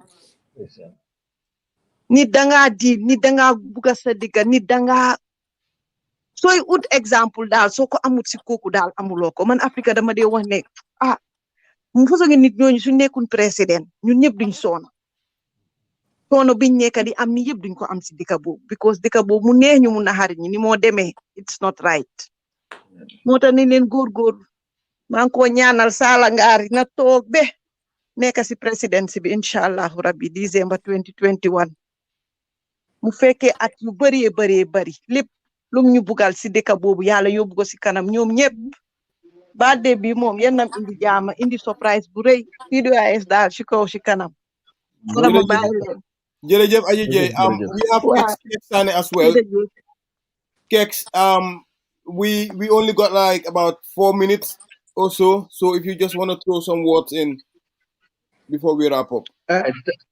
Thank you very much, and thank you very much for organizing this day for Honorable Halifa Sallah. I thank the panel for coming with this, and it will be very unfair to me if today you have such a program and I didn't say anything to Honorable Halifa Sallah, who almost every day and night I wake up with him and we sleep together. Knowing Halifa Sallah, first time I met Halifa Sallah, we had a conversation. What he told me that, since at the age of 13, he have dedicated his life for Gambia and the liberation of Africa. And up to that date, since he made that declaration, up to today, he wake up with Gambia and he sleep with Gambia. And we had a conversation because I saw we were searching for one document in his house when Ida was not around, and I came across a letter from the UN and the ECOWAS seeking for his service. And out of curiosity, and I said, why don't you take this job? And Halifa said, I will never take international appointment until this country is liberated. That will be the time I might look in for another venture. But as far as poverty is the order of the day, ignorance is the order of the day, I, Halifa Sallah, will never rest, and I will never take any international appointment. This is a man who has dedicated his life to the service of the people. Halifa Sallah is a person, even his salary, if the family doesn't enjoy, because I could remember there was a day somebody came to his house demanding for his son's university fee. And he had to call the assembly, and when his money was given, immediately he didn't even touch a single bullet from the envelope. He just hand over the entire envelope to the mother and say, go and pay your kids' school fees. So I think Halifa Sallah, we cannot describe him. I listened to testimony of all the people that have spoke here, but they could not have better explained who is Halifa Sallah. There's no better word that you can describe Halifa. But what I can tell the Gambian people, Halifa is a gift to the Gambia, and we must nurture and cherish this chief that God has given us at the right time. If not, we will fail to put the right person in office. Halifa Sallah, with him, the Gambia is safe. We can go and sleep and say that the Gambia is in a better hand, that all of us can be proud of. And this is what I have to say. Thank you, guys. Thank you so very much. I think that's a very, what would I say? That's a very fitting last testimony from our guest today. Well, that is the embodiment of Halifa Sallah. So it's 4:30 now, my time. I think whatever time you guys are 8:30, isn't it? Yeah, 9:30. Yes, 8:30 here. 9:30. So we want to thank everybody for taking the time to join us today to celebrate this great occasion. But let's also remember that this is an election year, and as a result, we need your support, we need your votes, but we also need your financial support so that we'll be able to reach every nook and cranny of that country. So continue to donate, and going forward, every program that we have on this platform, we'll be sharing the GoFundMe and the PayPal for those that want to donate. Because from what we heard today, the only solution to Gambia's 56 years of backwardness and abject poverty, ignorance, and all the vices that we have, the solution is none other than the People's Democratic Organization for Independence and Socialism, under the leadership of the most honorable, to borrow from Mohamed Bayedrame, the most honorable Halifa Ababakar Sallah Osiring Bay. With that, guys, I thank you so very much. I know you may want to have your closing remarks so that we'll get out of here and then continue the work to eventually liberate our people. It looks like Bakari left us to go and eat. Why? That's fine. So I am here, Coach. Wow. Man, I'm fasting today. That's how I'm celebrating the day. Okay. Yeah, so I'm going to poli rek ambe pare ñu bari xamuñ ko al Sallah Lamtoor tukulóor la waaye doo xam ne tukulóor la parce que moom si yëpp la bokka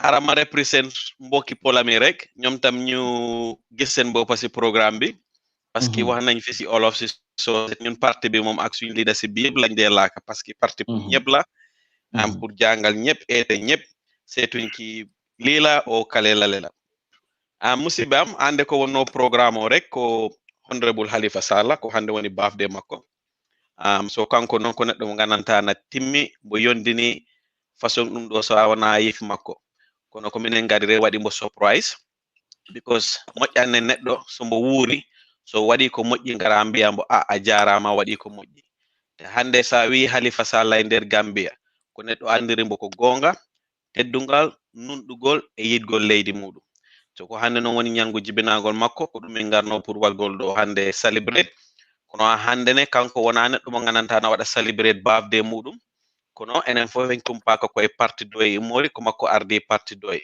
so kala ndaro walla kala kettiɗo yeeso seeɗa min mbaɗi share ɗo e GoFundMe link walla e PayPal walla kala jiɗɗo wat donate to party no kadi ɗa wawi wat contact members of the party walla ndaroɓe ɗo we can direct you to the right people sabu kala ko gokkuɗa hande towards the birthday wonana yaha to jiifa Halifa kanko wonana façon neɗɗo ɗum ɗon kono kala hande ko neɗɗo waɗi donere yaha straight to party to pour walla parti ko élection ni hitande élection neɗɗo woni pour neɗɗo heɗa kalis mo sohli o pour so waktu campagne foti ta kala e saare mawnude e famɗude doy e ardiɓe doy jottoto ɗon pour inchallah o décembre garen mbiyen wi PDOIS manna coach luma tagato moy next birthday bi seti waliwla te polla luma ñaan moy next birthday bi daal ñu magale ko biir State House xam naa ne du accept cake bi waaye nañ taxaw bunti State House daal wel ko happy birthday jërëgin jëf waaw loolu de ñaan bu baax la moom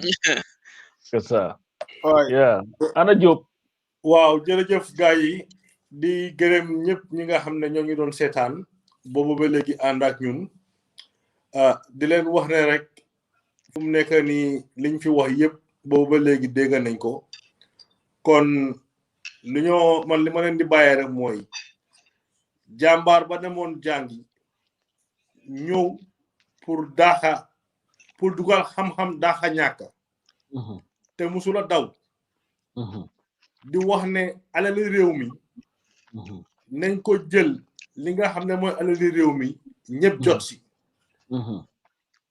kon Gambien bu nekk na bàyyi xel ne alali réew mi foog ñun ñëpp mu tasaaroo si suñ biir du ay benn nit ñaari nit ñoo ko war a akimu di wax ne tey réew mi soo gisee lu nekk di éeg